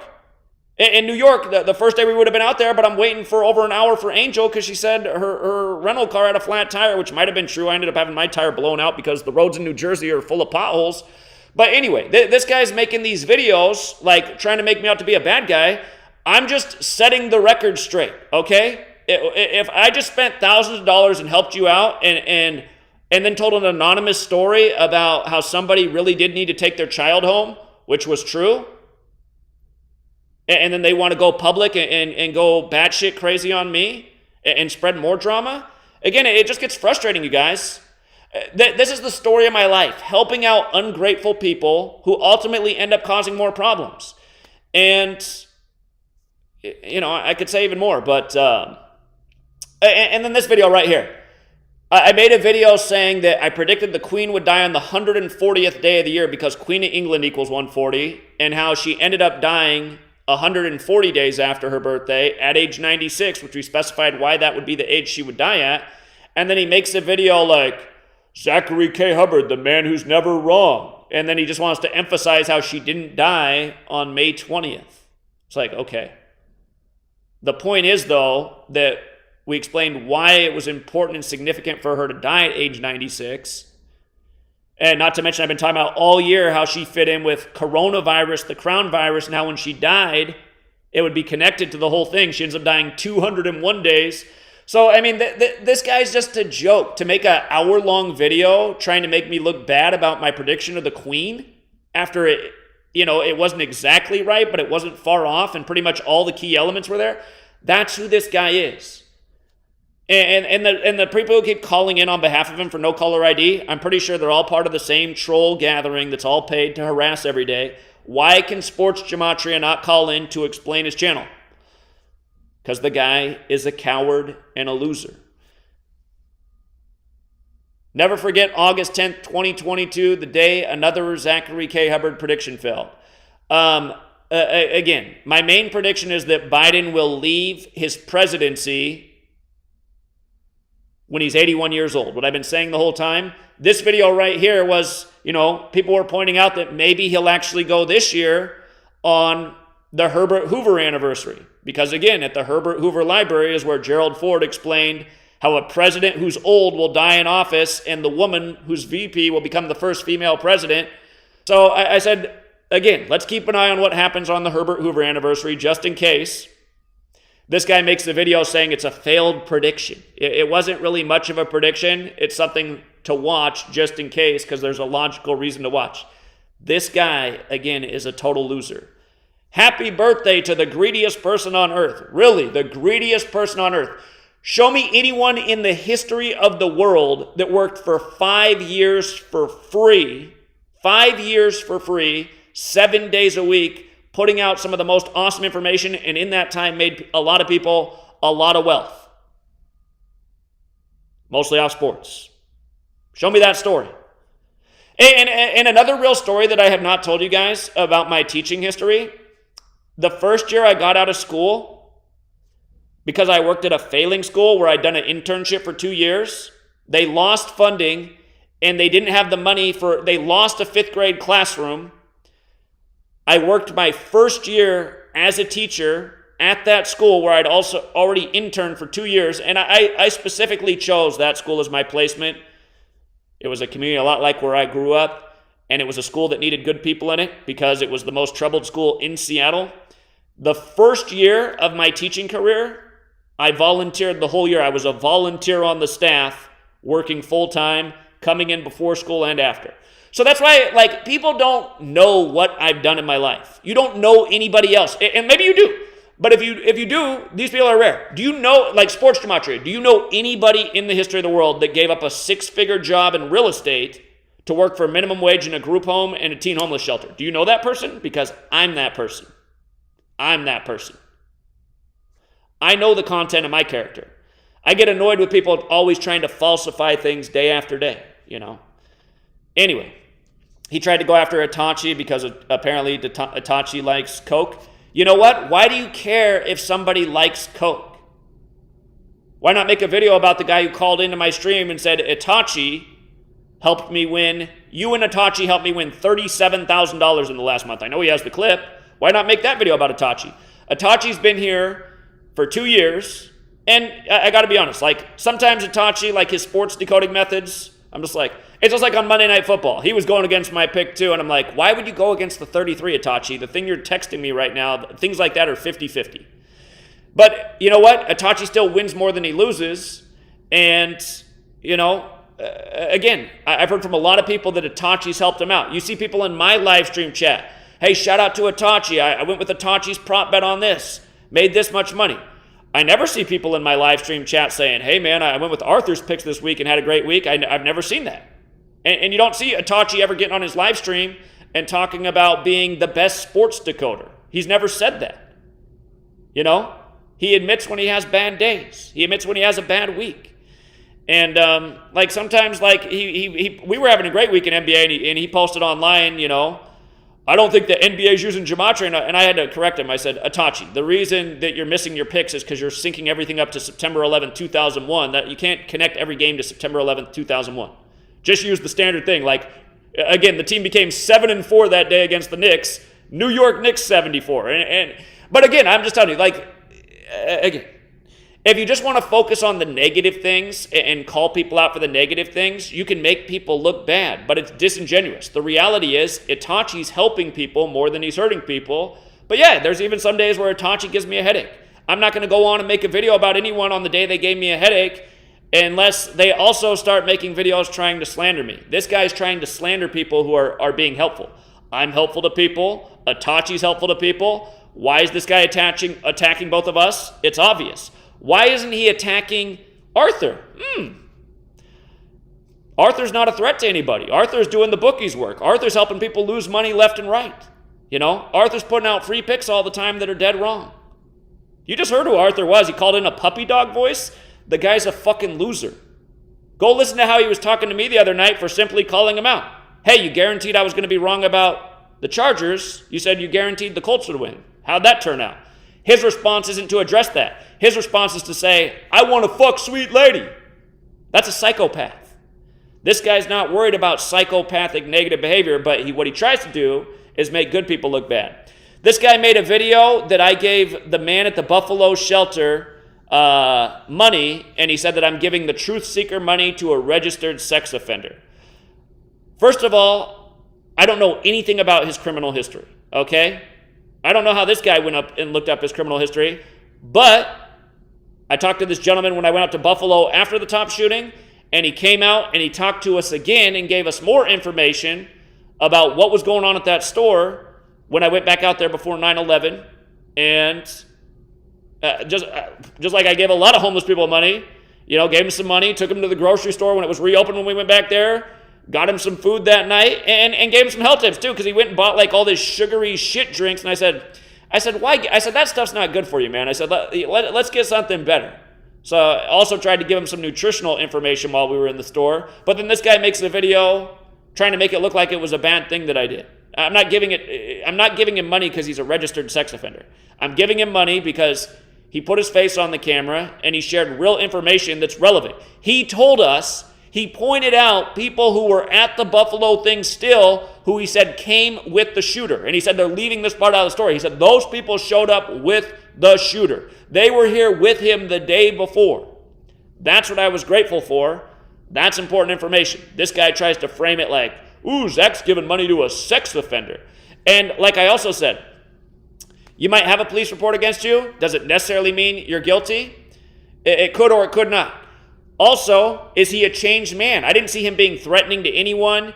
He was very polite and humble. He's a gentle giant, this guy. He's a very big man. Has he done things in the past? I don't know. I'm not judging him for the past. I don't know about his past. I didn't look up his police report. All I knew is he's homeless and he collects cans, which is true. And when we went back to Buffalo, months later, he was there collecting cans again. A lot of people said that he was some federal agent TV actor. I don't think so. Pretty sure homeless, collecting cans in the community. And hopefully he's okay in light of what just happened in Buffalo. Zachary K. Hubbard gets another prediction wrong. Okay? I never said I got every game right. This guy will ignore the beautiful weeks we have, the long streaks we have, but always happy to make a video on a bad day. That's who he is. Okay. Zachary K. Hubbard threatens to sue his critics into censorship. I have said that, it would be nice, like, if we could figure out who these people are and sue them. It would be a good way to fund the movement.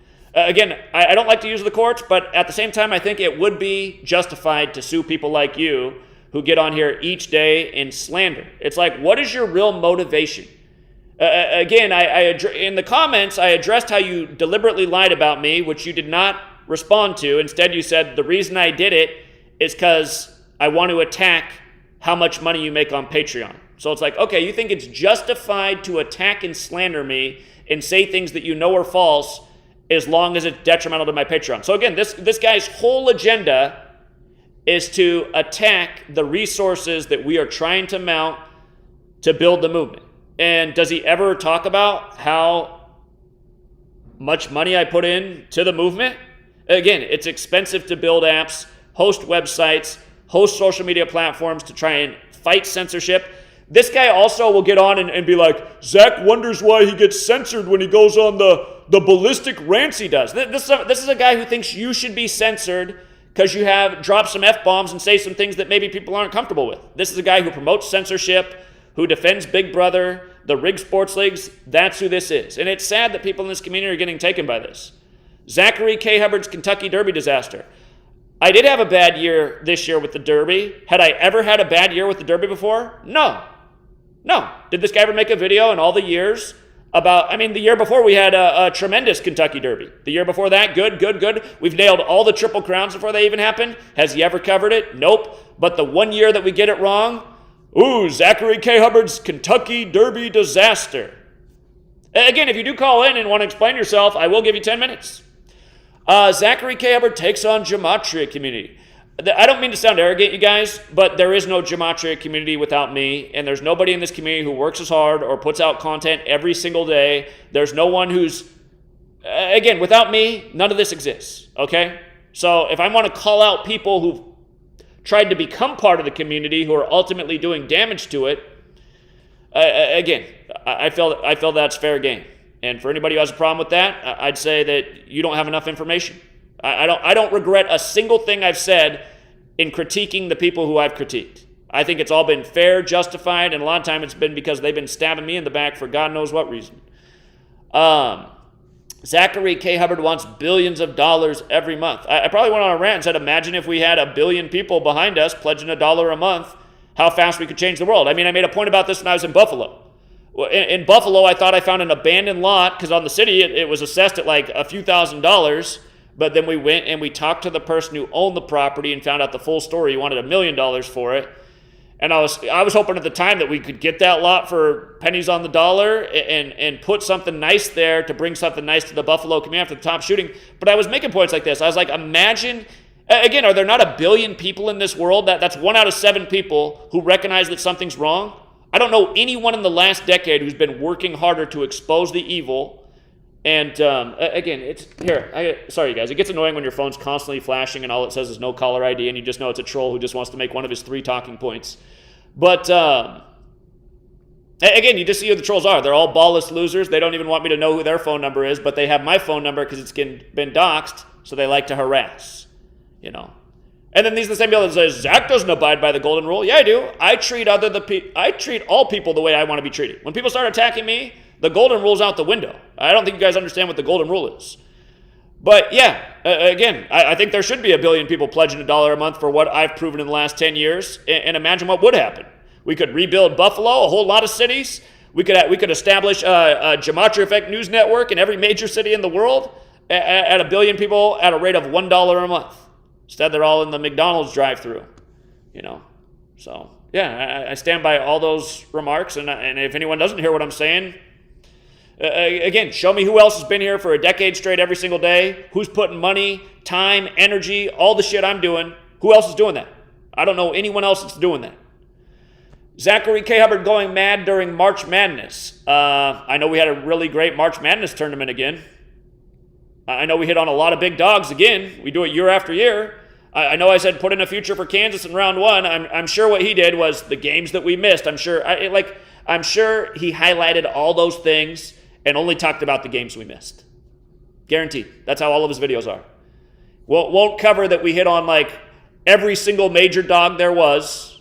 People made a ton on March Madness. This guy wants to make it look like we had a bad March Madness. Zachary K. Hubbard admits he has enough money to hire people, but again, like I said, not enough to hire multiple people, and because I did try to hire one person who was not willing to move out to Washington State, who also drugged their feet on a few simple things I asked him to do, it caused a feud in the community because other people felt like they should have been the first hire, not them. And they had a point. But then I just realized, I was like, God, everything just creates jealousy and division. Okay, the day I have enough resources to hire 5 people at once, that's when we'll do it. What did I do instead?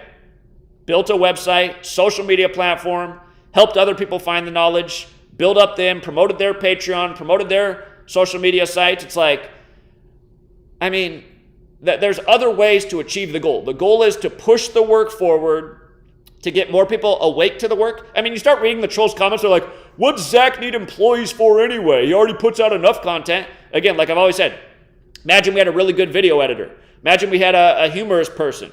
Imagine we had a really beautiful woman, since a lot of people will watch a video if it has a really... imagine that we had a team of people like that with a diverse set of skills, the things that you need to do in this world to get this information in front of more people's eyes. I'm not good with video editing. And the thing is, this guy right here is good with video editing. If he was really about Gematria, like his channel name, he could be helping out the community. If he would, since he screen records everything, if he was like, this guy's been watching year after year as we land futures. By the way, this guy used to post in my old website with a Carolina Panthers icon, constantly harassing, constantly making his own predictions in sports, which were wrong left and right. So this guy is a shit decoder with a history of wrong predictions. He's been watching me be right year after year. So again, kind of just like another bitter guy, because he got proved wrong. He'd say, no, that's not going to happen. It's going to be this. And then you'd watch me be right. And you see what the legacy becomes. The legacy becomes, he becomes a bitter hater that just wants to focus on when I'm wrong and emphasize that and try to tear me down because he's jealous. Again, this whole channel is built out of a jealous, anonymous loser. What do you know? No caller ID, calling nonstop. Again, I'm not going to pick up the phone for any no caller ID, but if Sports Gematria wants to call in, I'm not a low content character like you. You can call in from your phone number, and I will give you 10 minutes. I'll set the timer. You got 10 minutes to explain your channel. Zachary K. Hubbard, the racist liar and divider. Yeah, I'm really racist. God. He doesn't, like, it's because it's like, he knows the story of like how certain channels always calling me like all sorts of racially derogatory things. And if I respond back and say one little thing to them, then boom, that's what everybody jumps on. Again. And it's not right that I said it, but at the same time, it's like anybody who knows the story knows where I was coming from. Okay, another racist liar and divider. Meanwhile, we bring out the most diverse communities of people there ever was. Probably there's nobody in the history of the world who's stuck up for more diverse communities, from darker complected to religions that get tarnished every day in our mainstream media. But anyway, Year where the Tiger takes its first victim. Okay, again, ignores that we hit the 9-1 prop for Odell Beckham to score the first touchdown. Ignores that we did 8 hours of live streams before the Super Bowl and arrived at the end that the smartest move was to take the Bengals with the points, which is all facts, which was the best possible payout you could get, and focuses on the things that I got wrong. He claims that I made 8 prop bets, which is false, but let's just say that I made 8 prop bets. Let's just use his analogy and say only one of my 8 prop bets hit, which is false. It's the argument he's using. Again, he's a liar. But let's just say that was true. Let's say that I missed on 7 prop bets and I hit on the 9-1, which he doesn't mention that was the payout. Did you make money off the Super Bowl? Oh, you did. If you made 8 $100 bets, which again, I didn't have 8 prop bets, but if you did, if you bet 100 on all of those, you would have lost 700 on the 7, and then the one where you bet 100, you got 900, so from that bet, you walked away with $1,000. So you came out ahead. Does that make me a victim? Does that make me a victim? That would actually be a pretty solid return. Like if you got that much of a percentage return on your investment over the course of a year on a stock, that would have been a good stock pick. We did it in one day in a Super Bowl. And not to mention it was a lot better than he said because we didn't have 8 prop bets. So was I the first victim? Not to mention, he just ignores all the good things that happened along the way. We saw the Bengals very well could be in the Super Bowl after they upset in their first playoff game. We were on the Joe Burrow year of the Tiger thing. Anyway, Zachary K. Hubbard pretending that he isn't rich. How am I rich? How am I rich? I'm not a rich person. I mean, totally false. While raking in. Again, not rich, false allegation. I don't get the picture joke with the dog, but Zachary K. Hubbard loses his patrons even more money. Again, people who've been riding with me have been making money for a long time, and again, it's a totally disingenuous video. Zachary K. Hubbard blames money for the Cowboys losing. Okay, again, he'll focus when we get games wrong, ignore all the right. Totally disingenuous. Zachary K. Hubbard gets yet another major championship pick wrong. Yet another, God, man, my futures resume is awesome. College and pro, awesome futures resume. Takes a long time to go through. Have we missed on some? We've hit on way more than we've missed on. And again, the thing is, like, the reason he's totally disingenuous, I bet, I don't even know what video this is he's talking about right here, but again, he'll make a point. Like, some years, I have one team for the future. Like the 116th World Series, I said it's the Dodgers all the way. They're winning the World Series this year, 100% right. 112th World Series, I said the Cubs are winning the World Series all the way this year, 100% right. Called it out in spring training. Some years, though, I'll put down 4 teams, and it's not a bad strategy. If you know the roulette wheel and you've got 4 spaces zeroed in and you hit one of those 4 spaces, it doesn't matter that you lost on the other 3, you came out ahead. This guy criticized last year when the Braves won the World Series because I took 4 teams to win the World Series, one of them the Braves. The Braves paid 20-1. Okay, you lost 100 on this team, you lost 100 on this team, you lost 100 on this team, but your 100 bet here paid 2,000. So plus 2,000 minus 300. Is that a bad bet? You know, this is a guy who made fun of when I nailed the Lakers pick, where you could have got in when I told you to at over 20-1. He made fun of it because LeBron didn't win back-to-back like I thought he would. But it's like, okay, wait a minute. So, okay, let's say you bet $100 the year before, and you won it 25-1. You made $2,500, and then you bet 100 the next year, and you lost. Are you mad about taking the advice? You're up plus 2,400. If your investor helped you make 2,400 and then, you know, the next year he lost you $100, so you're like, you're fucking fired. No, not unless you're a moron. Especially when he's helped you win on a lot of years and you've done a lot more winning than losing. So again, there's a reason this guy will not call in. There's a reason that he'll continue to be anonymous. He'll continue to only make videos when I'm wrong, ignore everything that's right. And again, even you guys, there was a day that I went 6-2, and he put out a video that day saying I had a terrible day. It's like, terrible? 6-2? Terrible? I mean, and in one of these videos, I was just watching it, he says I had a horrible week 9, and he's responding to where a guy literally just called in, it was Tyrone, and said, thank you for week 9, you helped me make over $4,000. So in his video, he decides to write that I had a terrible NFL week 9? I mean, total insanity. Here, in case this is sports, Gematria, finally someone other than no caller ID. Is this sports, Gematria? No, I try to speak with Zach. Well, this is me. What are you calling in about? Hello? Hello? Yeah, I'm trying to see, man, like, what's going on with these people trying to, like, bother you, man? Well, I mean, that's what the video's They about. be, like, hyping you. Yeah, I know that, because it's just crazy, because like I said, because I was watching your other video that you deleted, that you was talking about that apparently, because of Jesus, he's not real, all that nonsense, man. I'm trying to, try to see what's going on with these people, man, What's the point you're just making? I can tell you're talking in like an insincere voice, but what's the point you're trying to make? No, because come on, Zach, how are you gonna say some bad stuff about that, man? Because a lot of people Say some bad stuff about what? What's going on, with Gematria and everything. But what point are you making? What point are you making? No, because I'm just trying to let everybody know that although all of the Gematria content you make, it's all good and stuff, but it's just ridiculous nowadays because the truth community is now gonna become all mess. And I can see all the success that you'll be putting out and it's spreading out the word. But at the same time, I just see a lot of nonsense going on around this community, man. So I'm trying to make. But do you see the nonsense? Do you see me being the source of do you see me making videos like slandering, attacking people? Is that what my content's about? Or am I constantly exposing the evil that's going on in the world, the sinister news stories, the racial programming?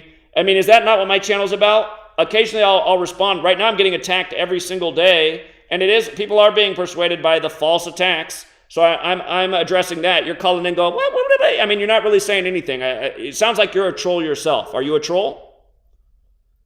No, I'm just, Is that how you talk to people? Do you talk in that voice? Like, honestly, if you came up to me just talking in that voice, my eyebrow would always be up. I'd be like, this isn't a sincere tone of voice. What's up with that? I mean, that doesn't sound like a sincere voice. I'm not making making like videos just to, make, trolling around. So what point are you trying to make? I'm addressing the trolls and the slander. So if you're watching the video, you should understand the point of the thing. The people, like people say like this community is falling apart. I think just the snakes are getting exposed and falling off. I don't see the community falling apart. Again, the work's rock solid. It's more advanced than it's ever been. I continue to do the work. Other good people continue to do the work. It's just the people who've always been kind of snakes are just looking snakier and snakier by the day, and some people are trying to flip the script on what's really going on. Your voice sounds like a snake to me.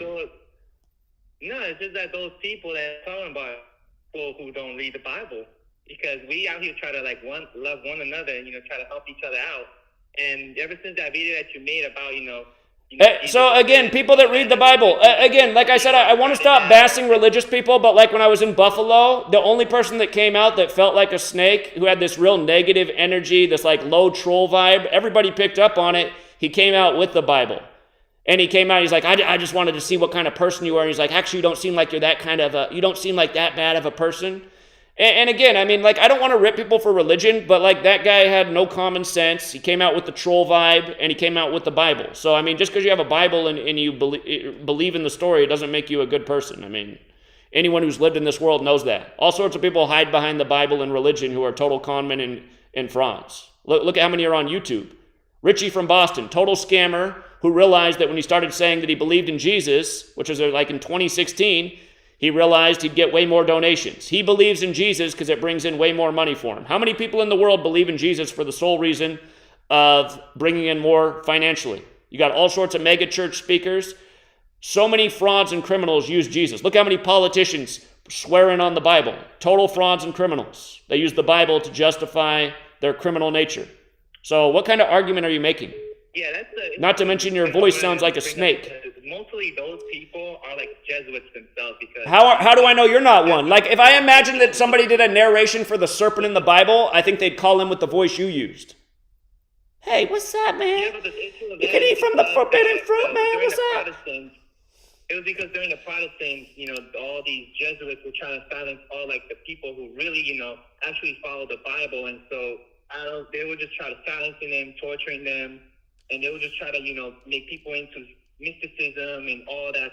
The Jesuits promote the Bible, though. The Jesuits promote the Bible. The Jesuits work on behalf of the Catholic Church, which promotes the Bible as we know it. So I don't think there's any history of. Yeah, they ain't Catholic regardless, because you could compare the Catholics from the Balkans to the Europeans right now. That's why they have two Roman empires. They have the original Roman Empire and the Holy Roman Empire, which is mostly associated with those type of people. So I'm just saying I'm not here trying to troll or anything. I'm just, coming out just to educate those Gematria listeners, and everybody else who's listening, even including people who slander you, because ever since that video you made of, try to disprove the Bible, people just... Hold on. What video did I make? Hold on. What video did I make disproving the Bible? What video was that? It was a video that you did, a live stream. I think it was during, I forgot what it was. I think it was the first week of December. And you were just disputing with people, and some other nonsense believers was the man of LSD. I don't know who the fuck that man was, but I thought it was that video that you made for live stream, but I was trying to find it, but then you deleted it. It was that video. I didn't make any videos trying to disprove the Bible. That's never been a video I've ever made. Oh, yeah. I remember you would just try to, you even said that the Talmud was better than the Bible. But the Talmud is so, my real quote is that the Talmud, the statement about Goyim in the Talmud might be more true than anything that's in the Bible. That's what I said. And I'll continue to say that because it might be true. Huh? What? They literally curse on him, and and Talmud's also mostly about being degenerate. But again, so hold on, just stop talking, because again, so many Americans, you're really bad at debating. You don't debate the point that's made. You make a side comment which has nothing to do with what I just said. I said the one thing I said is the statement in the Talmud about Goyim might be more true than anything that's written in the Bible. And the reason I think that is from looking at how things are playing out in the world and how dumb people are. And then you go on to the thing about what it says about Jesus, which I don't know if that's true or not. I don't know if the Talmud is derogatory about Jesus as some people claim it is, because I've actually never seen those verses. I know that a lot of people claim that, but do you have any proof? I actually read a little bit. But hold on, just stop. Just stop. You stop. Again, I said the thing I said was about the one statement in the Talmud. I'm not talking about the other verses. And then you go on to make a point about another verse, and you also misrepresent the point. Because I said that statement in the Talmud might be more true than any verse in the Bible. Here, let me ask you something. Jesus was from Judea, correct? He was from Judah, tribe of Judah, particularly. Okay. Yes. And the original religion composed in a book is Hebrew or Jewish, the Old Testament, correct? Yeah, but then he wanted people focused on New Testament because a lot of people were failing. Right, that's the new story, right? That's the story, right? The New Testament came. The New Testament came because the Old Testament says, see, it's taking the story, right? Because the Old Testament, they're waiting for the Jewish Messiah. The New Testament is that the Jewish Messiah arrived and he is Jesus or Yeshua. So you have to believe that story. The Old Testament was mostly just to prophesy Jesus Christ, which he already came. But the New Testament... But that's the debate, right? That's the spiritual debate. Okay, but hold on. Here's the point I'm making. I'm making a point. That you have to believe that story. But ultimately, both stories are talking about this superior human being who's the Son of God, who is essentially Jewish. And just like how we know in Gematria, Jewish, English, Gematria, occult, Masonic, gospel, parables, cross. They all have this special value of 74, a number that's all over this nation's history. Holiday 74. We just saw how many 74 death rituals there were again at the time of Christmas. And so again, you're worshiping, it's a religion for Christians to worship a Jew. Now in the Talmud, it's saying that Jews are superior and that non-Jews are not even smart enough to be considered to be human. And I start to look at the world and I start to say, you know what? It's just like that article I read from 2008. The article that written by the Jewish man who points out that we should be proud as Jews that we run the whole show and we have everybody doing what we do, even circumcising themselves. He's like, we do run Hollywood. We do run banks. We do run big corporations. We do run the news media. So you have a world that is run by Jews. And there are some Jews in the world who will admit that. And you have a religion of people who are worshiping a Jew. And then in this book, you have a book that says that Jews are the only true people because they're superior.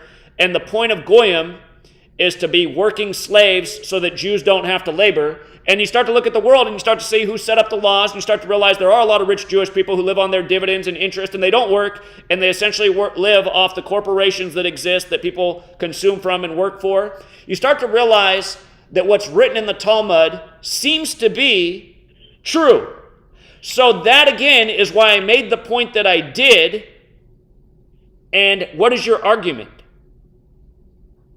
I'm just trying to tell you that, as much as I love Gematria and it's a good way to expose everything, but come on, Zach, you can't really use Gematria all the time. Like, we could use Gematria to expose, certain... So, what you just now did not respond. You did not respond to the point I just made about an argument you just tried to make against me, and now you're going to a disingenuous straw man argument because I've never said use Gematria for everything. I've shown where it's relevant and helpful.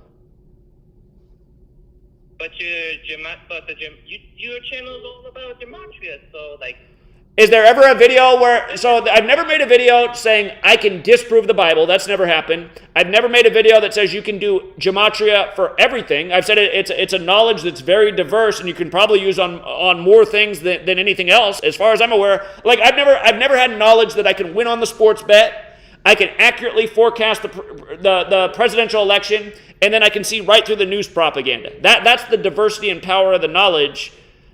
And that's what I've always shared. So you're not making any good arguments, and where I'm calling you out, then you're shifting to another topic. That's the mark of a fraud, a snake. And then you also just called it, so you sound like a fraud and a snake, and you called in promoting the Bible, which is my exact reason why I left Christianity, because it's full of frauds and snakes and disingenuous people. How aren't you exemplifying exactly what I'm saying? That's that's the main reason why I wanted to call, because I kind of understand now why you have, making a point, is because, like I said, Christianity is a lifestyle, not a religion. Because the Old Testament, though, like the most popular religion that time was Judaism, and so a lot of people were failing Judaism, and that's why people were waiting for, Jesus Christ, and that's when he came in the New Testament. And then after that, as of right now, like the world we're living in, that's why we need him more now, because he could do it again. But this time, people like, Satan, Jesuits, and all of them are trying to Here. Just because like every disingenuous person who keeps shifting topics, what about this phone call? If you're trying to persuade me to become a Christian and a believer like you, what about this phone call where you were disingenuous about everything? You never addressed a point that I made back to you. What part of your phone call do you think was persuasive to me or anyone like me? Oh, no. Like, I'm just, like you're right. Like, we can't forcefully have people, Just like he said, I'm right. And I'm just getting off. I mean, that's enough. That's a troll. You could just hear it in his snake tone when he called in. Okay. Sorry you didn't have a wrench before, Brittany C. But now you got one. All right. But yeah. Anyway, let me say thank you to the super chatters. This was another stream that wasn't worthy of any super chats, but somehow some were donated. Thank you, Mr. Scott. Chipped in $10, always very generous. He said, Zach, my family didn't even believe me about Gematria. It's the same color. My family didn't even believe me about Gematria, but over time they watched your videos and they started to see the patterns. Now they call me all the time asking about how they can help. I appreciate that, Mr. Scott. I wish I had as many breakthroughs with my own family. And that's what I love to see, though. I love to see like how Victor turned his whole family. They're coming out for 9/11. I'm like, why can't I do it with my own family? My own family's too hard-headed. But thank you as always, Mr. Scott, another guy who never needs to leave a donation. And then, of course, Sarah Sutherland, who I just can't get to stop. If Sarah Sutherland's daughter's out there, say, Mom, save the money for me. Anyway, she says, to my favorite con man, all the best in 2023. We'll be here to support you love. I appreciate that, Sarah. You're just too generous. All right, Disambiguation 144 says, no wonder he walked to ground zero. Cheers, everyone. Yeah, he's probably not allowed to get a cab. You guys, it's just like the boy who cried wolf, right? It's like Arthur's seriously going to try and call in and give me this puppy dog sound about how the whole story's a lie and that's not what happened. But it's like, dude, you've lied so much about me and you're lying and it's just like a laughable joke. I mean, the only one who's going to believe you is a fool. God, and just there in his puppy dog voice. It's like the guy's just screaming in the phone. I mean, people who are a joke, right? Like, I don't conduct myself like a joke. Sports Gematria is watching right now. He's going to take that clip. I don't conduct myself like a joke, and then he's going to play a clip from 6 years ago of me saying something that I shouldn't have said, but it'll be out of context. And there's a reason I've said everything that I've said, but that's who he is. And again, he's not going to play the clip of how I said I'd give him 10 minutes. And I would have. If you want to call in, you can have 10 minutes to talk and explain yourself. I'd like to hear it. I got 10 minutes to listen to why you've dedicated the last 7 years of your life to trolling me. I mean, I already know the reason, but I just want to hear it out of your mouth. Jealous, hater, loser. Summed up in 5 seconds. Mr. Scott even gave another donation in this stream. He said, makes me wonder if the trolls are paid to continue to follow you no matter the platform you're on. Of course they are, man. They harass 24/7, 365. The information you have gave out has changed people's lives. Another year, another grind. Indeed. And I will continue to grind every year. So, yeah. Yeah, I get tired of listening to all these people, make these fraudulent statements about me. But, again, it's annoying, man. Everything that people try to use against me, they use the information I've put out. People know that Sweet Lady likes expensive purses because I've talked about it in the past openly. I said my one gripe with Sweet Lady is she likes those expensive purses. And, the good thing is now if she ever wants to get an expensive purse, guess what? She can buy it herself. But yeah, I haven't been spending any money in the time that we've been raising funds for this community on purses. Those purses were purchased back when I had the weed business money and I had a lot of extra cash.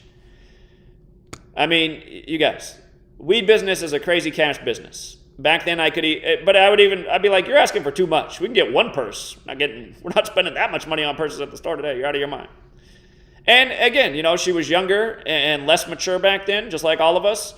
And as she grew up, she realized like the purse thing, it was kind of stupid. And I even point out to her, I said, look at this. Like when that Louis Vuitton guy became the richest guy, I said, think about that. That guy's the richest person in the world, supposedly. The reason he's the richest person in the world is from selling purses. That's because of how big of a ripoff those purses are.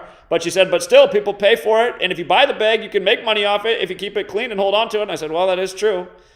Well, the one day that might not become true, like here's what could happen in the future. For all the people who buy like Louis Vuitton bags, like with sweet ladies mentality that I can sell it for more money in the future, the one day that could change is if like a story came out that Bernard Arnault is a racist rapist and he's going through like some trial like Harvey Weinstein because the brand is all built around him. Well, and maybe even then still it wouldn't come crashing down. It might transfer to somebody else. But that's the one way, like if a brand becomes tarnished and people don't buy it anymore, then it could lose all of its value. And that's the way big companies have fallen out in the past. But yeah, man, I mean, this is just... But anyway, you heard when he called in, he's like, why are you bringing up personal stuff? It's like, dude, you're slandering me by showing a photo that you dug up on my mom's Facebook page. I mean, come on, man. Conman. Oh, hold on. Big Al's calling in. Hold on. I missed Big Al's call. Ain't it something, man? You got to keep explaining yourself.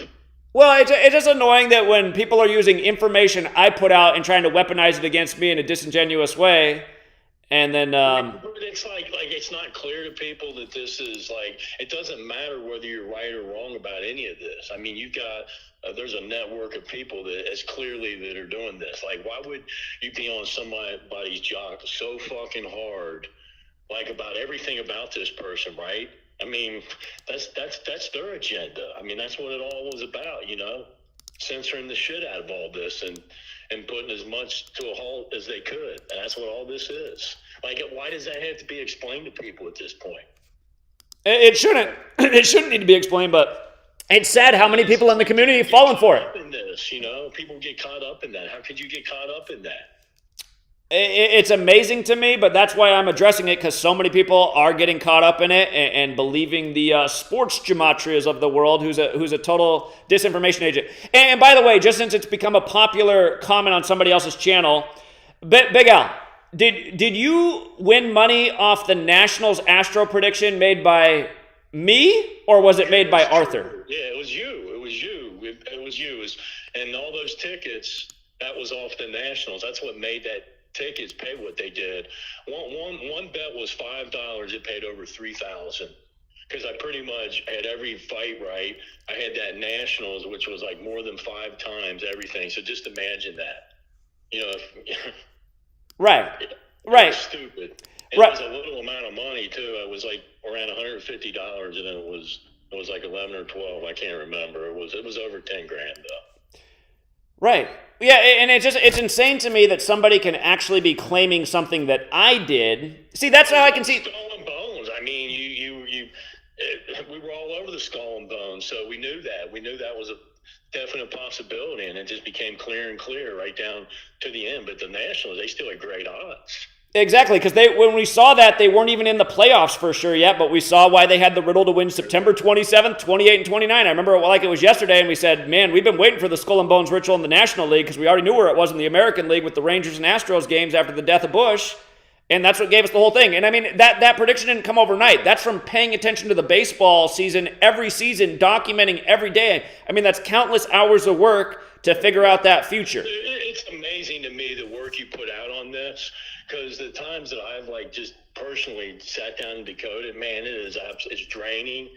And I mean, for you, as detailed as all that decoding and everything, it's remarkable the amount of time you put in, and you're charging nothing for it. I mean, and people want to, disrespect that. You're not giving a pick. No, he's telling you it's fucking close. You can clearly see what side of the pick you're on when it is.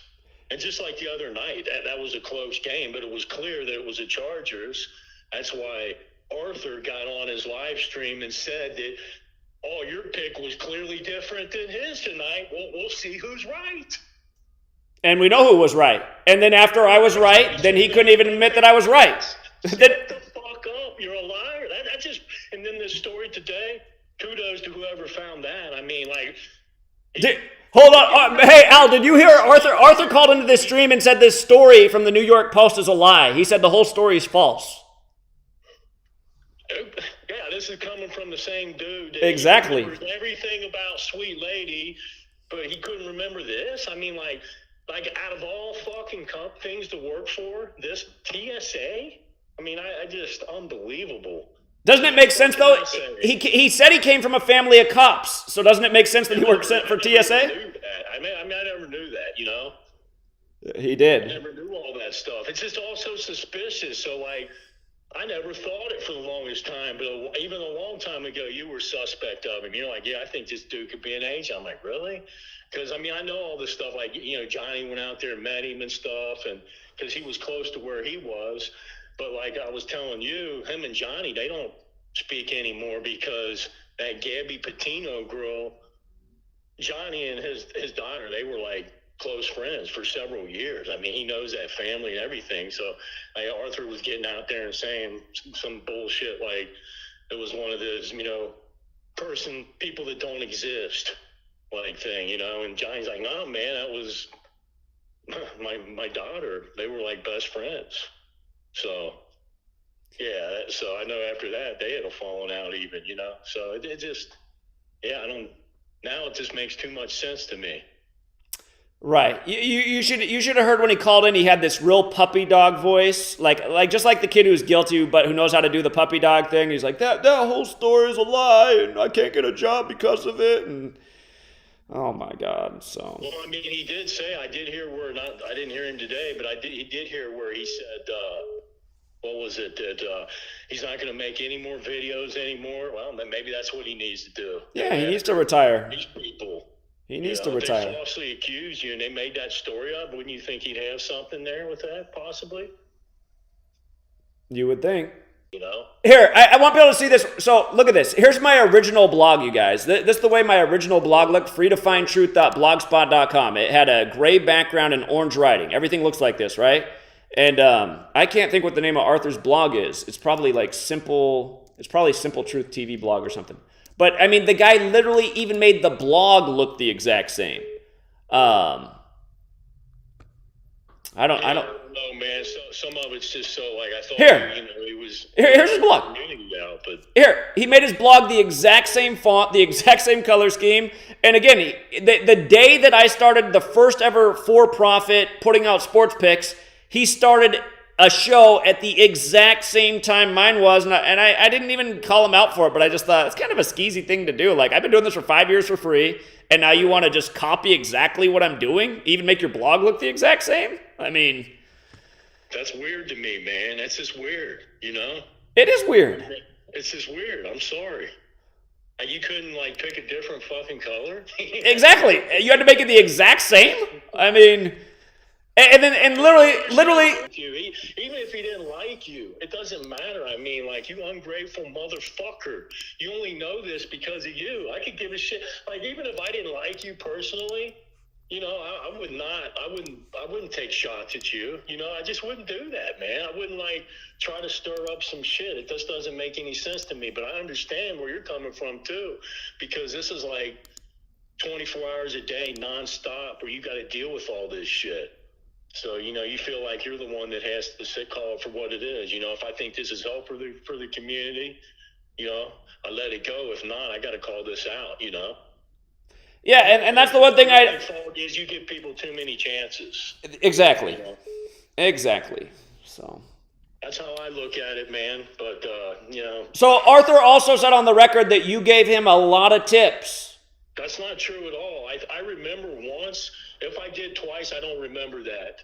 I mean, if he's got the notes on it, he acted like he had this in his video that he had all these receipts, like I was on his dick. You know, what was that all about? Well, the guy... I remember tipping the motherfucker one time. I never signed up for his fucking Patreon. That was Johnny. And, you know, he had I don't know where he got a couple games in a row or something right, and Johnny was tipping him, and I said, all right, Johnny, I'll tip him too then. So I, paid him half or whatever. Okay. Instead. Yeah, but I mean, that's the thing about Arthur. Show me where I've been fucking tipping this guy and paying it. He's full of shit. He's full of shit. And you're probably talking 2 or fucking 3 years ago. It's not even like it was, 6 months ago. It was a long time ago. Long time ago before all this shit. Right. But I mean, that's the thing. He's showing historically that he's a really bad liar, and then it's annoying because like he's literally made videos claiming my accomplishments as his. Like he has a video out there, he deletes a lot of videos, but he had a video saying that he picked the Mets to be in the 111th World Series. He didn't even know Gematria back then. I was going to say, was he even around then? Because, no. I wasn't even following you. That's why. When would that have been? I don't even think I was following you. It was around right after the Cavs, right during that time, I think. No, that's why he's made things, and it's just like I don't end up going on a video and making like, oh, Arthur's lying again, because it's like I don't even really care. I'm focused on this. If he wants to get over there and lie. But that's really what this is. It's a fucking network of people. They're sleazy. They're psychotic, obviously, because, they can even, get me to think that we're legit sometimes. And now you gotta question all these people, man. Yeah. Because that's what this is. It's a fucking network. People better look into controlled opposition. That's what it is. Yeah. You're the opposition. And you get too big, this is what you got to deal with, and you understand that, but yeah, it's annoying as shit, man. I mean, like I have a personality like you. I can't just like let that go off either. I got to call it out for what it is too. Right. And it turns out that the content of his character is he's the kind of guy that tells the cabbie to wait out and he'll come back with the money, and he does it to cabbies like the end of the article says, and just leaves them there hanging. I mean, that is a shit human being. I mean, and is that also about one of the other employees saying the same thing? Then dude, you got him on the hook, Arthur. You got him, buddy. So go prove it. Go prove your case and go prove we're all fucking wrong, right? But I don't know who these fucking people are. I don't have any idea where they're getting paid their money, but it's obviously some type of operation. I don't know if he's a part of that, but. Sounds like more and more, it seems like maybe he is. He forgets some of the biggest shit. And then for him to talk about the other thing that irritated me too, especially with the times that we're going through now where they want to, inject everybody, like the Tuskegee, like that wasn't a big deal. Like what was he taking a shot out at that, Exactly. He even got mad about that. He's like, when I was in New York, Zach was trying to tell me to talk about Tuskegee. It's like, why wouldn't you bring that up? That's like the perfect sync with everything that's going on right now. God. Especially since blacks were the first ones to be targeted with this.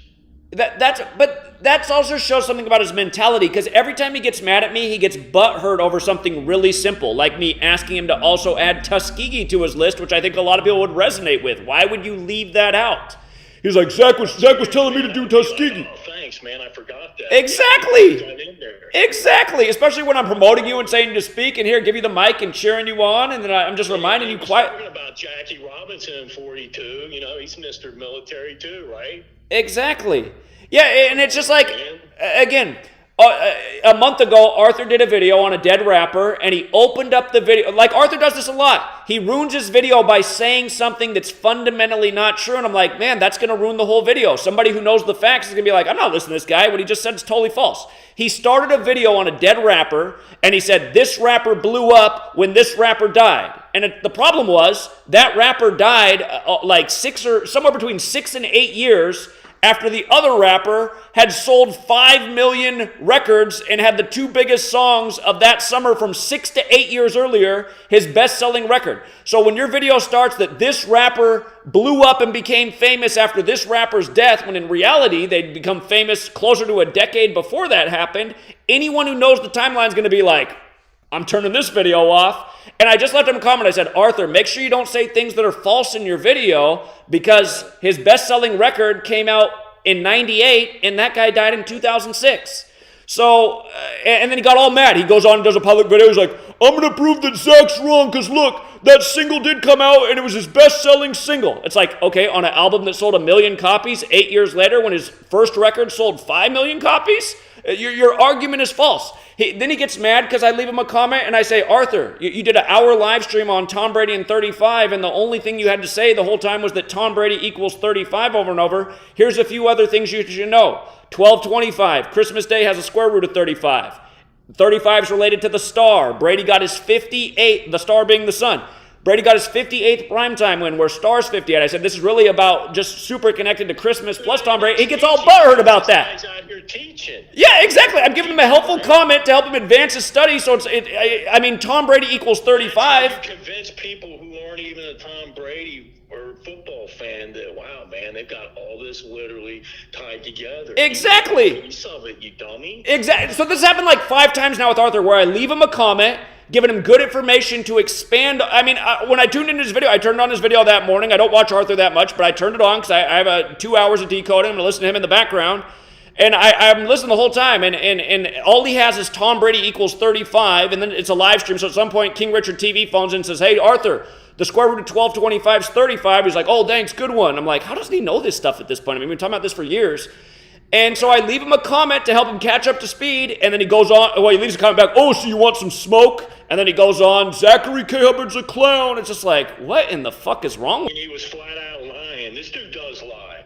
He flat out lied. Okay, I guess when your picks are really shitty, well, you got to be honest, right? You know, so that's his thing, that he said he was honest when his picks are wrong, right? Well, Right, and he didn't. He didn't bring up that he went 1-4, and the only game he hit on was the plus. What irritated me was, so he lied when you called him, because I heard most of that conversation. That whole Jesuit thing, I know for a fact, because I was following his picks through Johnny. I'm like, no, man, this dude's missing on all this Jesuit stuff. You need to tell him, Johnny. So he was lying about that.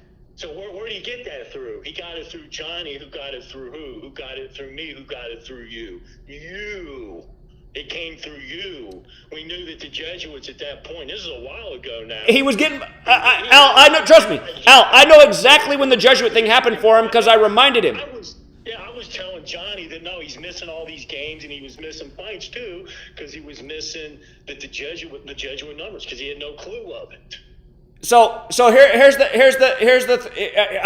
for people who remember Johnny Stash, him and his other friend from New York would call into TFR every week. You guys haven't heard from him for years. Here's where the fallout came with all that. September 27th, 2020, the big Jesuit day. The Lakers were already in the finals. It's the year they went on to win the 17th championship in LeBron's 17th season. But we were waiting to see the outcome of the Celtics Heat game, and I pointed out, Eric Spoelstra went to Jesuit. That's the big Jesuit day, and they had the Jesuit ritual in their record. There was a narrative for Celtics. It wasn't a one-way street, but Johnny Stash called me up that morning before the game was played, and he said, hey, I'm making a big bet on the Celtics. Do you think that's a good idea? And I said to him specifically, I said, no, I do not think it's a good idea. I said, if I could only pick one of two teams, I said, it is close, but I would pick the Heat because this is the big Jesuit day, and the Jesuit coach is Spoelstra, and I said the Miami Heat have the 56, and we know how much 56 has been everywhere in sports, COVID, all this.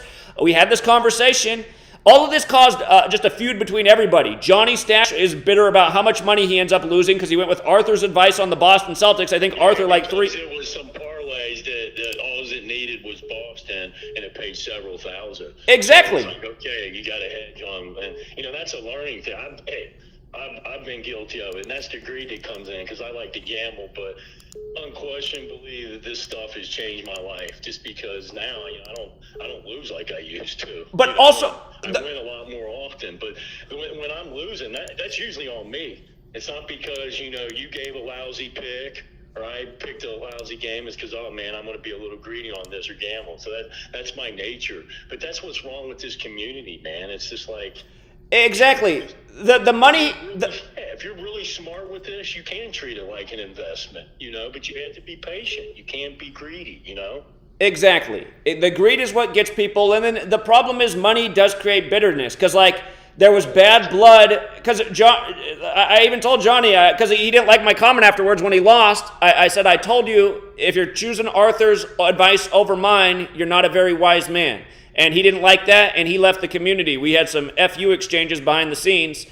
But, and again, it's like, how could you possibly go with Arthur's advice over mine? Arthur has no resume. He doesn't even know about the Jesuits, but I got on Arthur too. I said, you put a lot of people on the Celtics, which was really bad. I said, you need to study these Jesuit numbers. He got all butthurt, but then we saw a month later, now he's incorporating the Jesuit information, and he's better off for it. But does he ever give me a thank you for it? No, he just acts like it's his discovery. No, he lied about it, though. He acted like he found the Jesuits. Which is a complete joke. This is so much shit, dude. It's like, come on, man.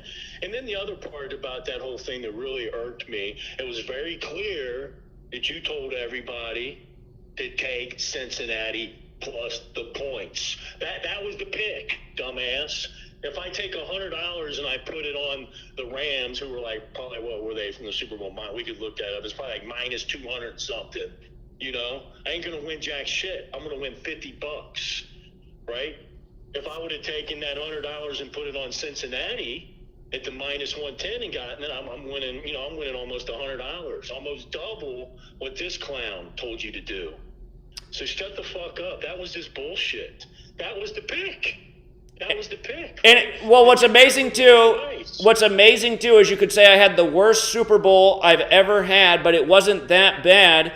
And you have these trolls that are campaigning on it all year when I've destroyed the Super Bowl year after year going back to Super Bowl 48. And like that wasn't even your best pick. Your best one was the Beckham that was 9-1, I think. It was 9-1. Yeah, so... But I mean, the trolls were like waiting for my whole career to go after me on the Super Bowl, and then they finally think they found the bad Super Bowl, and then they make a whole... I mean, people are leaving that comment every day. It's just a joke, man. It's a joke, and we know what's going on. We know these people this is a multi-billion-dollar business. They don't like it being fucked with and their profits. But fuck them. Fuck them. It's like you guys want to make profit on it, but not someone like me. So, yeah, fuck them. And I just thank you for doing what you continue to do and expose, and you're just going to get better and better at it, you know? I mean, they can only backpedal so much, you know? Yeah. Well, I appreciate it, Big Al. Again, for those of you guys who don't know Big Al's come out and pounded pavement with us in the freezing cold in Seattle back in March of 2020. And see, I mean, that's the thing. The trolls are always attacking me. Who was out there March of 2020, the week the pandemic was declared? What other community was out there giving out hoodies, trying to wake up Seattle to Event 201 when nobody knew about it? Stand out there in the freezing cold rain all day. For that, too, because I was like light years ahead of everybody else around me, and that's because of following your work, you know. So it's more than fucking Gematria, you know. I didn't wear the mask, and I told the post office to fuck off, and I won. So they can go fuck themselves. And I was all over that. Now so many people see what a fraud the mask is, but we knew it was a fraud even before motherfuckers were putting it on. This is how far ahead of the game we are. We knew what was coming with the hazardous jabs before they were out. That's what I'm saying. Like, for the people that came up to me, like, after all this, the next year, I had this one gal, she came up, she's a city carrier, I'm a rural carrier, but she came up and she's like, if they do that again, because we have different unions, but we're all doing the same job. She came up and she said, if they do it again, like 10 of us are going to walk out or refuse to do it. And I said, good for you. I said, but remember, this is ultimately to get you to take that poison. So that's what I wanted them to know. You know, that's what you need to understand. Because the post office was giving people a day off, unprecedented. I've been at the post office probably over 25 years on and off. Unprecedented. They never gave someone a day off until this bullshit for anything. They gave people a day off to go take this poison. Right. Just think about it, guys. Remember all the gimmicks. Shit is. Yeah. So many gimmicks. And, you know, the one dude I went in there and I've showed him your work and stuff, and I know he's watched some of your stuff. And I told him he'd already taken it. I'm like, dude, you don't want to fuck that shit, man. And he's like, yeah, I just wanted a day off. That's how they got him. He took it to get a fucking day off. Yeah, exactly. Yeah, all the bribery. Remember the New York mayor? You get a free cheeseburger. Free lap dances, you know, you name it. Some places we give them money, or if your kid takes it, we'll give them this for their schooling, or this trash, man, all of it. Complete trash. It is.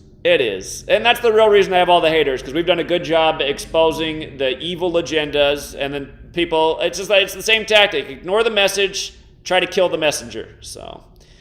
Yeah, and that's really what it is. That's what I tell people. Don't shoot the messenger. Now people in there don't believe in the mask and think it's BS or the shot. Oh, the one dude I heard, oh, yeah. He don't think the shot is because his his sister's a nurse. And, well, yeah, I guess maybe she's one of the smart nurses. But fuck all you people. You're light years ahead of all of it, and we always will be. And anybody that comes in here and wants to fuck with that or fuck with you, fuck them. I'll never support these people again. That guy, I don't know why he thought I was on his dick. He can go look, prove where I gave him all this money. I want to see it. I'll never give that piece of shit a dime in my life again. So he can forget that. Getting on there and talking shit about me. I mean, what he fucking told me to suck his dick too, didn't I think? He did. What a fucking piece of shit this guy is. Exactly. I never did anything to him, Exactly. Again, his response to me when I asked him, I said, what happened to your Colts pick? His response was, suck my dick, I want to fuck sweet lady. Yeah, what a fucking loser. There's people in the chat. Some of you guys in the chat are losers. Any of you guys who are serious about how I just need to hug it out with Arthur, you guys are fucking idiots. Why would I hug it out with a piece of shit who's a lying scammer? You don't hug it out with that person. You eliminate it. You get rid of. Yeah, this is just causing division. You guys, you get rid of fucking losers who are leeches, who aren't doing shit. He's not bringing any, like I asked him in the conversation, I said, name one thing you've brought to this community that you didn't learn from me. What was his response? Suck my dick, I want to fuck sweet lady. Because he knows the answer is he's brought jack shit. All he's done is copy me and use my resume to build up his own brand for all the people who've never heard of me. That's all he's ever done, period. Which is shit. Dude, God. That's enough said, probably. But that's all this is. This is just out there just to bring us down. And unfortunately, people are still too fucking stupid and retarded to see through so much of this. People are dumb, man. Just hug it out. Yeah, I'm going to hug it out. You know what happens when a man says to another man, I'm going to fuck your girl, just talking shit? That's where people get shot. That's why I wish we lived in the Wild West. I don't even need to say it on there. That's what I said. I said it in a different manner, though. But I'm not even going to say it on here because I'm not that type of person, Yeah. You go down that. I'm not even going to say it, man. It's just, but yeah, no, that's exactly what that is, man. You fucking get near my, that's what's going to happen. Yeah. And for all the trolls who keep posting my address everywhere, come to my house. Come to my house. You can see what 3.5-inch shells taste like. People are, man. Just how shitty are people? That's all these people got. And it's obvious they don't. This is their job, right? Who would have the time to even do all that? Yeah. No, seriously, I don't even care. You guys can keep posting my address. Show up and see what happens. I'm itching to try out the 3.5-inch shells. Come on over. Yeah. No, trust me, it's right there. The shotgun's right there. Come to my house and come try it out, troll. Come try it out. I put that out there for all the trolls posting my address everywhere. You can keep posting it everywhere. Trust me. I don't mind using that to take out a troll. I don't mind it one bit. Well, my man, thanks for all that you do, and just keep doing it, man. That's all. This is you're winning. You're winning. I know because they're not going to stop, man. This is what I don't get. This seems like I was thinking about this earlier today. This seems like this is our only chance in a way, doesn't it? This knowledge? If this was exposed to enough people, it seems like our only chance. There has to be enough people that it really could make a difference, though. That's why I keep pushing with it. I don't know what other information exposes as much as this does. Dude, this is why I've always been here the whole way through. Nothing. But you see how, it's been so infiltrated, though. They've made it as, trashy as they could and make it seem so silly. Now even the mainstream brings it up so often. It's like they're backpedaling, trying to make it seem like it's nothing. Because what you expose is what it really is. People can go look and see, the Hebrews and it's, Gematria, that's where it is. But they never would tell you how it's being exposed like you've shown it. Because it shows what a complete fraud we're in. A complete fraud, all of it. And who's behind it? Yeah, and the same people we're exposing are no doubt the same people who employ the trolls. So no doubt, and that's what it is. It's a network. It has to be that way. We know that Vent 201, that was a big part of all this. Isn't it so stupid too? I saw some, bullshit thing where it said that the House, they probably did this where they got together they want to eliminate TikTok, right? But then, like, last night, one of these bowl games was on. I think it was that, or it was one of the games, and it said halftime, sponsored by TikTok. Right. They play all these games. You know what I mean? Right. All the negative publicity just brings more people to the platform. It's all part of the game. Yeah. So. Yeah, but trying to get you to this illusion, it's like, yeah, we know they want to control the information. That's what it really is all about. Right. Indeed. All right, bro.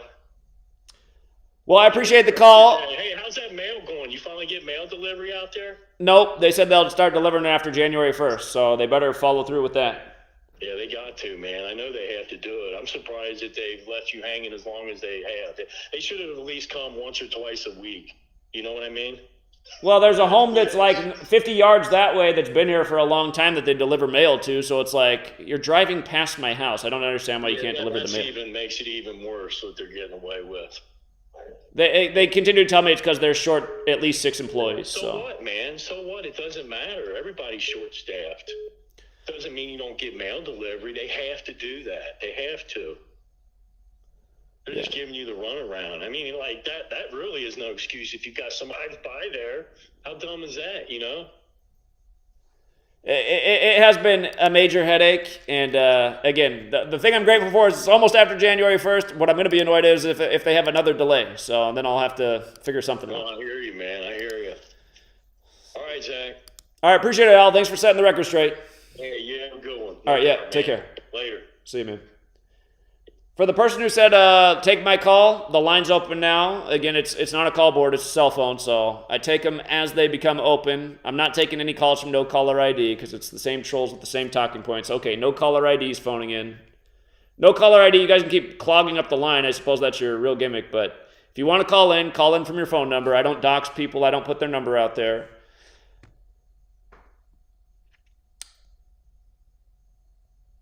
But yeah, a lot of people are worried because my address is getting posted everywhere. I'm not worried about it, you guys. I feel like some target practice would be like a nice, just load off the shoulders. One less troll in the world.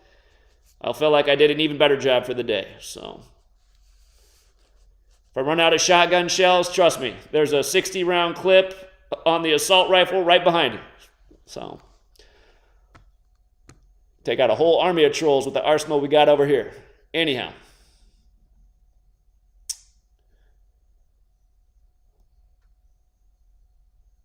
Sorry if you guys are trying to call in. The no caller ID does just keep calling over and over. That's the paid for troll force that lives on the Patreon all day, every day.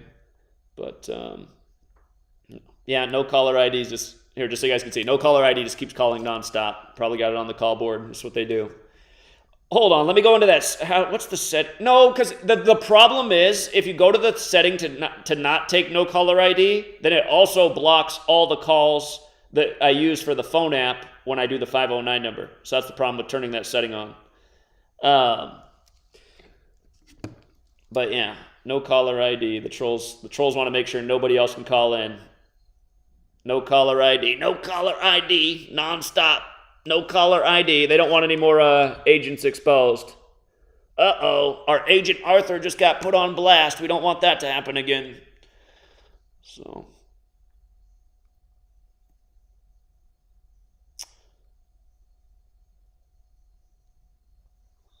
Yeah, I don't think anybody else is going to get through because the troll has the call board on nonstop, you guys. I mean, it's just, there's no break. It's just nonstop, no caller ID, so. And again, that just shows they don't want any more calls on this stream. And remember when I did the hater hotline show, you guys all saw what happened to that. The computer got hacked, the stream got hacked. They don't like when I call out their little trolling operation.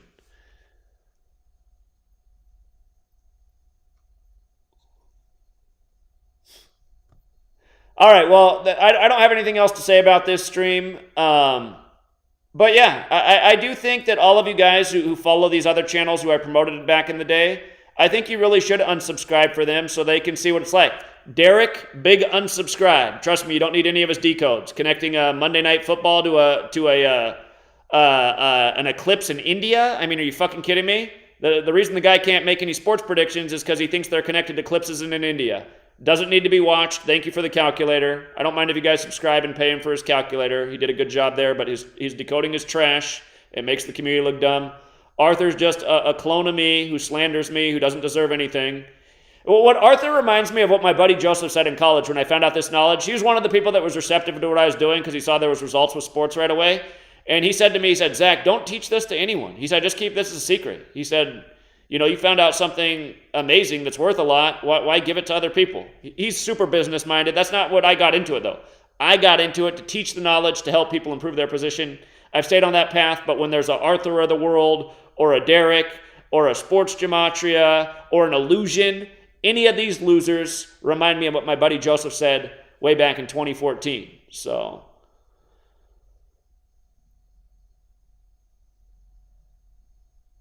Oh, Kaka Man must be the troll who keeps calling from no caller ID. I'm not hanging up. It's just no caller ID. Here. I will take it in case it's Kaka Man. Kaka Man. It sounds like a troll here. All right, this is the no caller ID in case it's Kaka Man who has something so important to say. Is this Kaka Man? No, it's not. Hey, can we have a civil conversation without you? Can we just have a little back and forth? Well, again, you keep spamming the line. So, hold on. You asked for me to do something decent for you when you're spamming the line from no caller ID, blocking anybody else who deserves to get in. You have my number blocked. Well, why is your number blocked? The only people's numbers who are blocked are trolls. Let me ask you a few questions that you should be able to answer.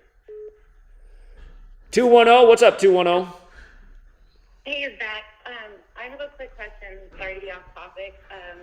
I'm in Texas. I was wondering, because I've been missing a lot of your lives. I've been really busy. But did you cover the Southwest incident? And if you did, I'm not asking you to repeat it. I'm just wondering what's the title of it, because I didn't see it. I'm trying to catch up on your... Are you talking about like them canceling all their flights?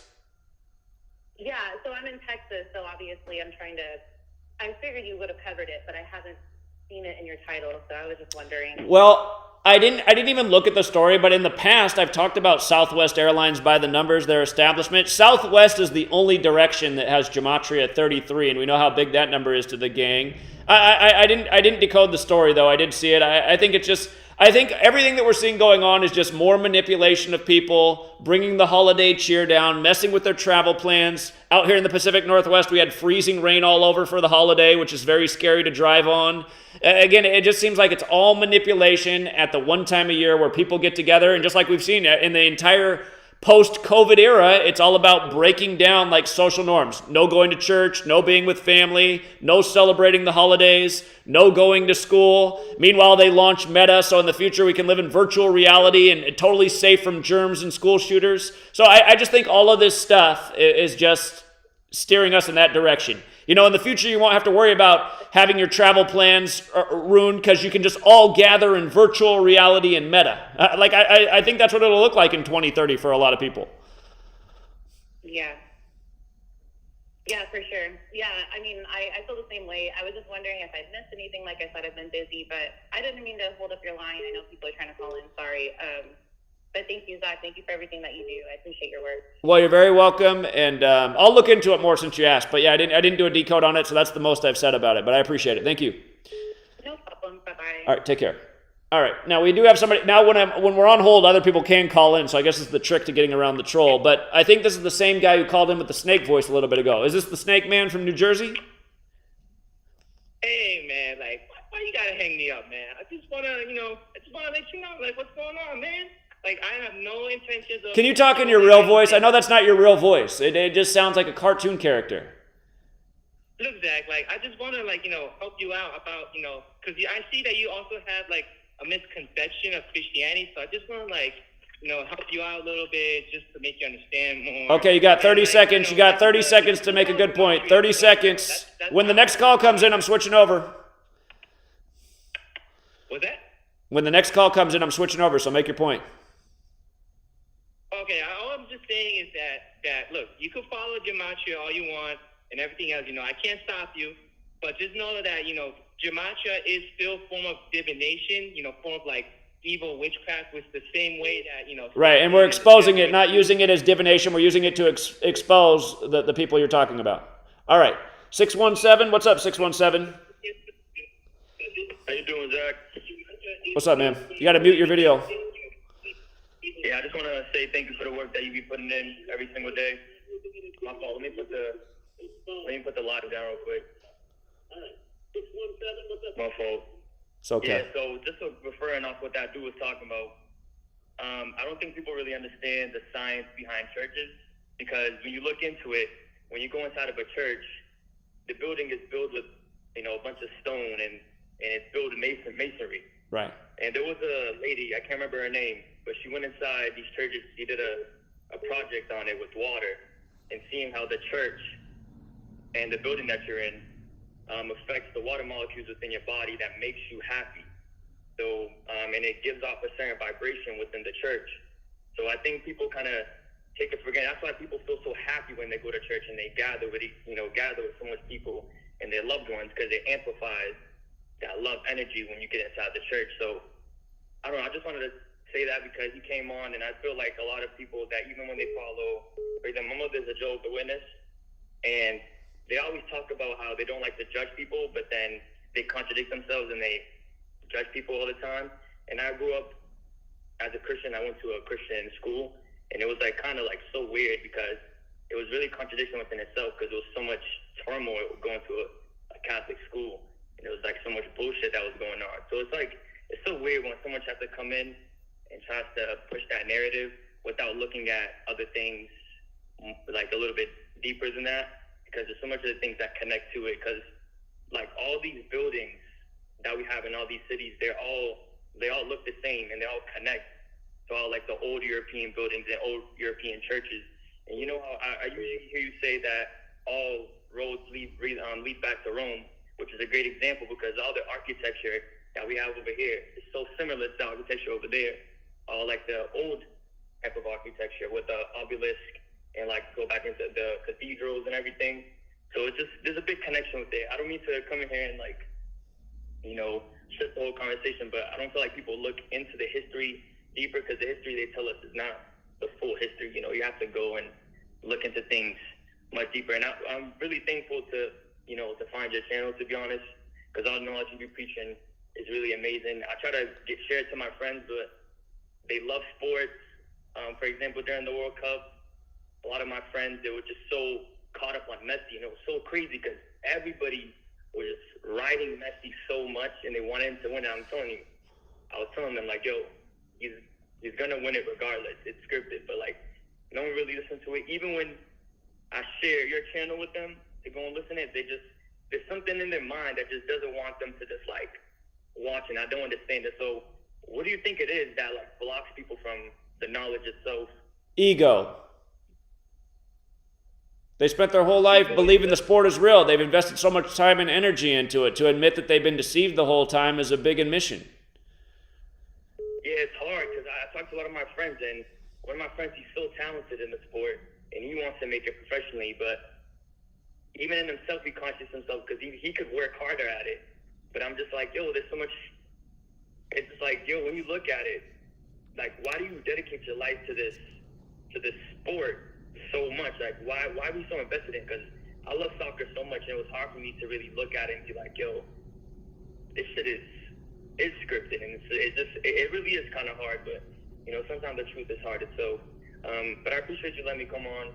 I don't mean to take up any more of your time, but I appreciate you. Well, it was a good call. I agree with everything you said. Pretty much everything in this world boils down to energy, and it is spiritual. And, you know, I mean, in recognizing that, that's where I realize, like, people, like somebody in the chat right now is asking me to go on a rant. The problem is, like, you guys might enjoy the rant, and it might make you feel less alone in the world, but I ultimately don't think the rant energy is good for the world. Yeah. And yeah, so I totally get the point you're making, and I do appreciate the call.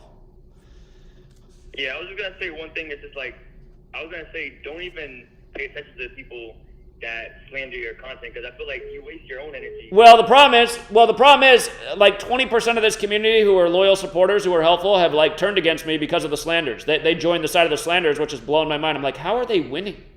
The reason they're winning is because their videos are well edited, and I mean, if you take all the shit I said, I mean, it does, like, if you watch it, you're like, man, he does look kind of bad, but you're taking like years worth of rants and the worst thing I said and compiling it into a video and taking things out of context.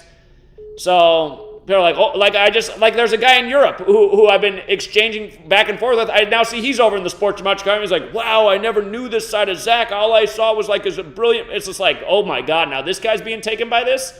My God, man. So it's fucking crazy because, like, it's just like you said, it's all about the energy, and they just, because you're such an intelligent human being, and for them for like you to even talk about them gives them even more attention, like more attention towards them. Right, that's what they want. So like, in a way, but again, for all the people, like if the people who go in that direction, then ultimately here's what I gotta say about everybody who's been fooled by that. Ultimately, they're not good people. They're not intelligent enough to see through the obvious scammy scumbag that is this troll who's been harassing me every day for 7 years. And again, that's what happens in time. Like the wheat, what's the phrase? Separate the wheat from the chaff. And that's what's happening, unfortunately. But we do need more people in the community not being taken away because I'm already being censored, deleted, suppressed, and now we got people who've been riding with us falling off because they're getting taken by the troll with the video editing skills, who's really devious in what he does. So. Yeah, it's crazy. I agree with you, man. I wish people would just like let go of that because it's so obvious to see that people are just like slandering your name. Because I remember watching one of somebody like this really small channel. He was, doing a video on you, and his point was, like I said, the video was so well edited that it just like attracts people to the video even more. And it's just so weird. It's just like nothing he's saying is valid. So why the fuck people like going to this and like saying your predictions are wrong when yesterday I seen some of your predictions on the Patreon for the basketball game, and the majority of them were all right. But I was just so pissed. I didn't even know. Yesterday the majority were right, but yesterday was like one of the worst NBA days I've had in December. We've had a lot of really great days. Yesterday I was just above 500, which I wasn't happy about. There was one game that I liked that didn't come through, so I'm not even going to say yesterday was a good day. That's the kind of day where Sports Gematria will make a video and say, I lost everybody thousands of dollars. Like, dude, I came in above 500, asshole. But I'm saying it just doesn't make no sense. It's like you can't that's what I'm saying. Majority of the picks you made, the fact that you got them right, just off all the knowledge that you do and all the research you do, is just like bro, take some time and like look at it. Like, give it some thought before you just just completely like just forget about it. Like one of my friends, he bets all the times in games, and I'm like, yo, look at this. You will probably get more of your bets right, but he's like, nah, like I'm gonna do it myself. I'm like, all right, bro, do you, it's your money. But I'm just like, yo, this dude gets almost every single time all his bets right. So I'm like, and the predictions right. So I don't know, it's crazy. Well, I appreciate the call, and you made a lot of great points. Thank you. No problem, man. Have a great day. All right, yeah, you too, man. Take care. All right, I'm going to shut down the phone because I do have to get back to work. Again, I am doing the sports picks each day, and it does take a lot of time, and I still got some good NBA work to do ahead of me. But, yeah, it gets annoying waking up every day to text messages and emails. Ooh, busted using the True Seeker money on Louis Vuitton. Here's what else I want to say about the Louis Vuitton, though, because, again, and I've told this story before, Sweet Lady hasn't been getting any Louis Vuitton since back when I had weed money. And I'm sure in the future, now that she gets paid well, she will buy more. But she's checked herself. It's not like she wants 10 purses in a year and stuff like that. But what I used to tell her back then is I said, ultimately, these companies that rip people off and overcharge for their purse, like there's not much of a difference between a Louis Vuitton purse and a Coach purse other than a little bit different pattern design and a way huger price sticker. And all of that stuff is in people's heads to pay all that extra money for status. And I said to her, the thing is, when you're out in a city and you're carrying around a Louis Vuitton purse, some people will look at you and be like, oh, look at her with the Louis Vuitton purse, but you're also going to catch the eyes of criminals. The person who ends up in the paper shot, robbed for their bag, it's because they were carrying around Louis Vuitton. So this stuff can bring negative into your life. And again, my neighbor, who had a lot to do with the burglary in my house, he'd been over a few times. He knew things that like Sweet Lady had purses like that. I guarantee it also incentivized him to get... I still haven't figured out exactly how the whole burglary operation went down, because it was more than just him. They like cleared out my fucking house. It was like they pulled up a moving truck in the middle of the night. But I guarantee all of that stuff contributed. And that's also why she kind of dropped it, because she started to understand. I see, when you have this kind of stuff, it makes you more of a target. And you don't want to, it's like ultimately you're supporting a bad company. So again, for people who got here late, this poor guy who said, don't bring up my private life after he posted this yesterday. This is an older photo from years ago of Sweet Lady and I on the bench, and you can see the Louis Vuitton purse over there in the corner. So he posts on his thing 23 hours ago, so I guess he did this yesterday around this time. But I like Louis Vuitton. It makes me happy, Sweet Lady. And again, this is an old photo. That's a purse. Again, to correct the record. Sweet Lady was getting Louis Vuitton purses 2012, 2013, 2014, before my house got burglarized, all the money got stolen. And again, it was my biggest complaint about her. There was one point where like I thought about leaving Sweet Lady because she was asking for too much shit, because I don't like this stuff. And the reason my mom does not get along with Sweet Lady is because Sweet Lady likes nice purses. That's where the whole feud is between her and my mom. They don't get along over this. And this stuff's all from, more than 8 years ago now. But again, when everything got stolen in 2014, I was pissed off because the insurance said they would not pay for any of the purses unless we repurchased them. So to get the money back, we had to buy them again. Of course we bought them again because, like I said, the value of those purses is if you take care of them, they do appreciate in value. If you scuff them up and beat them up, you can still get a decent return. But if you keep those things in mint condition, they do become worth more. So in a way, you could almost argue that they're like gold, silver, other commodities, unless that brand ever loses its name and value, which is the risk of a brand. But yeah, to be digging this up and trying to slander me and make it seem like I'm spending people's money. I mean, it's complete bullshit, you guys. I had good money from past things, including my own business, and, to be bringing this up years later and using this as an attack. And this guy, again, the guy who did this, I called him and asked him a fair question privately. It provoked him, so he went online and started saying crazy things. And then when I called into his stream to ask, well, why are you doing this? When I just said, what happened? You said I was going to be wrong about the Chargers and you'd be right about the Colts, and now you're on trashing me again because you embarrassed yourself? And all he could say back was, I want to fuck Sweet Lady, suck my dick. That's all he could say back on the phone. And you guys can go listen to his stream unless he's already deleted it. But that's the kind of guy he is. And again, he's the same guy who had this article written about him. Guy ripping off cabbies, not paying his fares, doing it multiple times, got arrested at his TSA job. And again, who works for TSA? I don't respect anyone that works for TSA.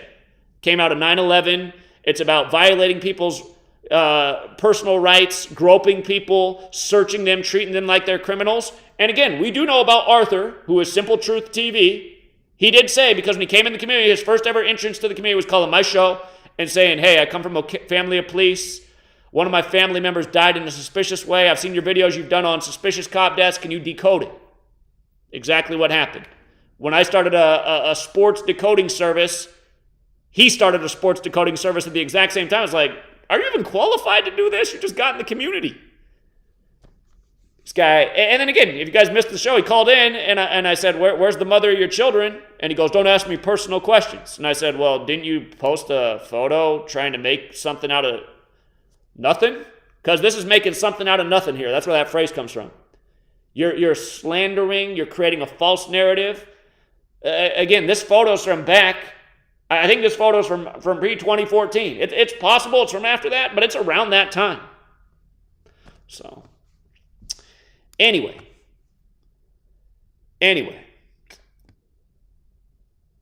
Yeah, and Amy, too, apparently was listening to the stream, and she heard him saying it over and over.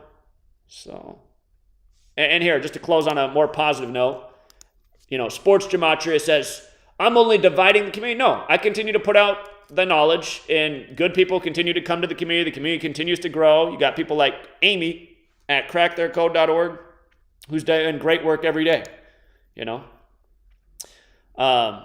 King Richard TV, newer person in the community, doing great work. Put out a video. He covered this.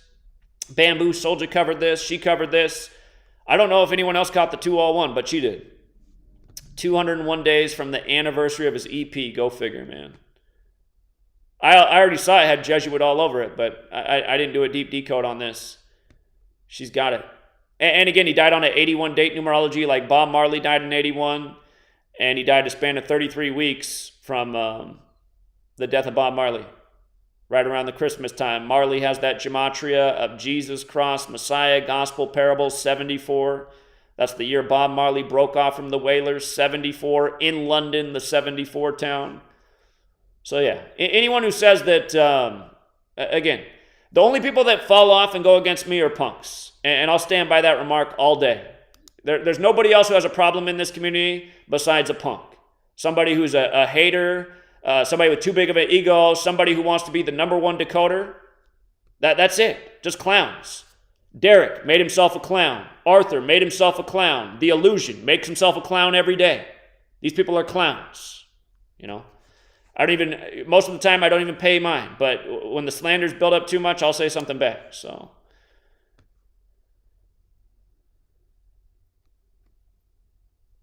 anyway. Yeah, but yeah, I mean, again, just to address the Louis Vuitton, her having the little Louis Vuitton bag. Again, all things good and bad. I've said it before. I've talked about this openly before. The one difference I have with Sweet Lady is she likes materialistic stuff like that, which ultimately I think is no good. Oh, they're canvassers. These people there's people that stand outside with clipboards and they're looking at me through the window. Anyway, yeah, materialism, you guys. Materialism. It ultimately, it's not good. It's not good. And I'm happy to say that Sweet Lady has gotten over her materialistic ways. She's evolved since when we first got together. But yeah, the thing is, I mean, people get jealous. People hold grudges. My mom and Sweet Lady literally cannot get along over bags that Sweet Lady got back in 2012, 13, 14. My mom's still bitter about it.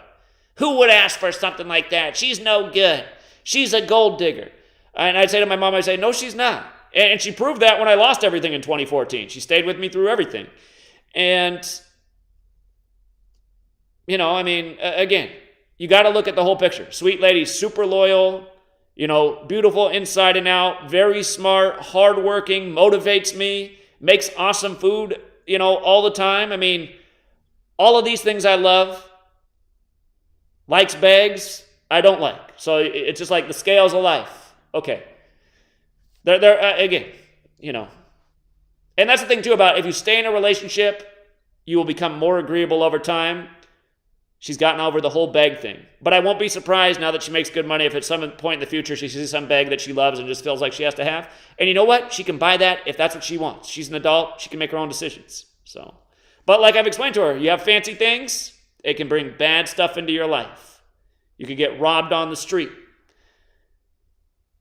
Your mother-in-law might hate you.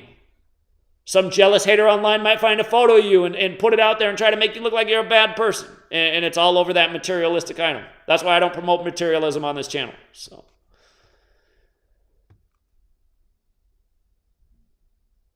anyway,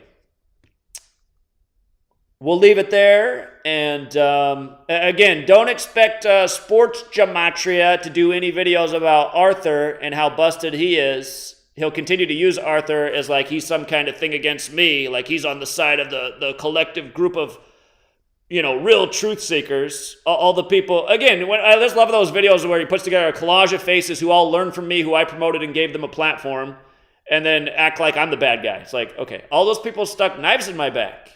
What am I supposed to do? What am I supposed to do? Everyone knows my MO. I'll promote anybody.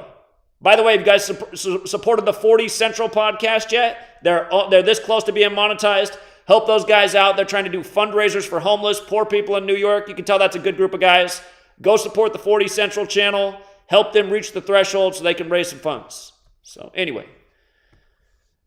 And all of you guys who also leave comments like, just come together, that's bullshit too. You don't come together with people who keep stabbing you in the back. You got to say enough's enough. These people are snakes. These people will only cause division and problems, and you get rid of them.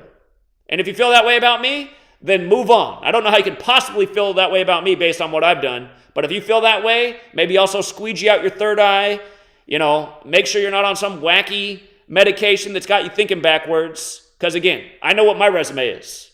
Been here working my ass off, putting out life-changing knowledge, helping people out, and done it all for mostly free, and for people who've decided to support at a very, very low price. Okay?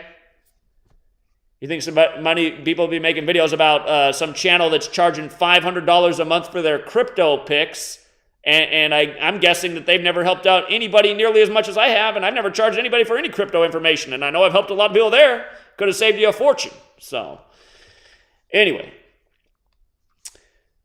that's it for now, Truth Seeker. Until next time.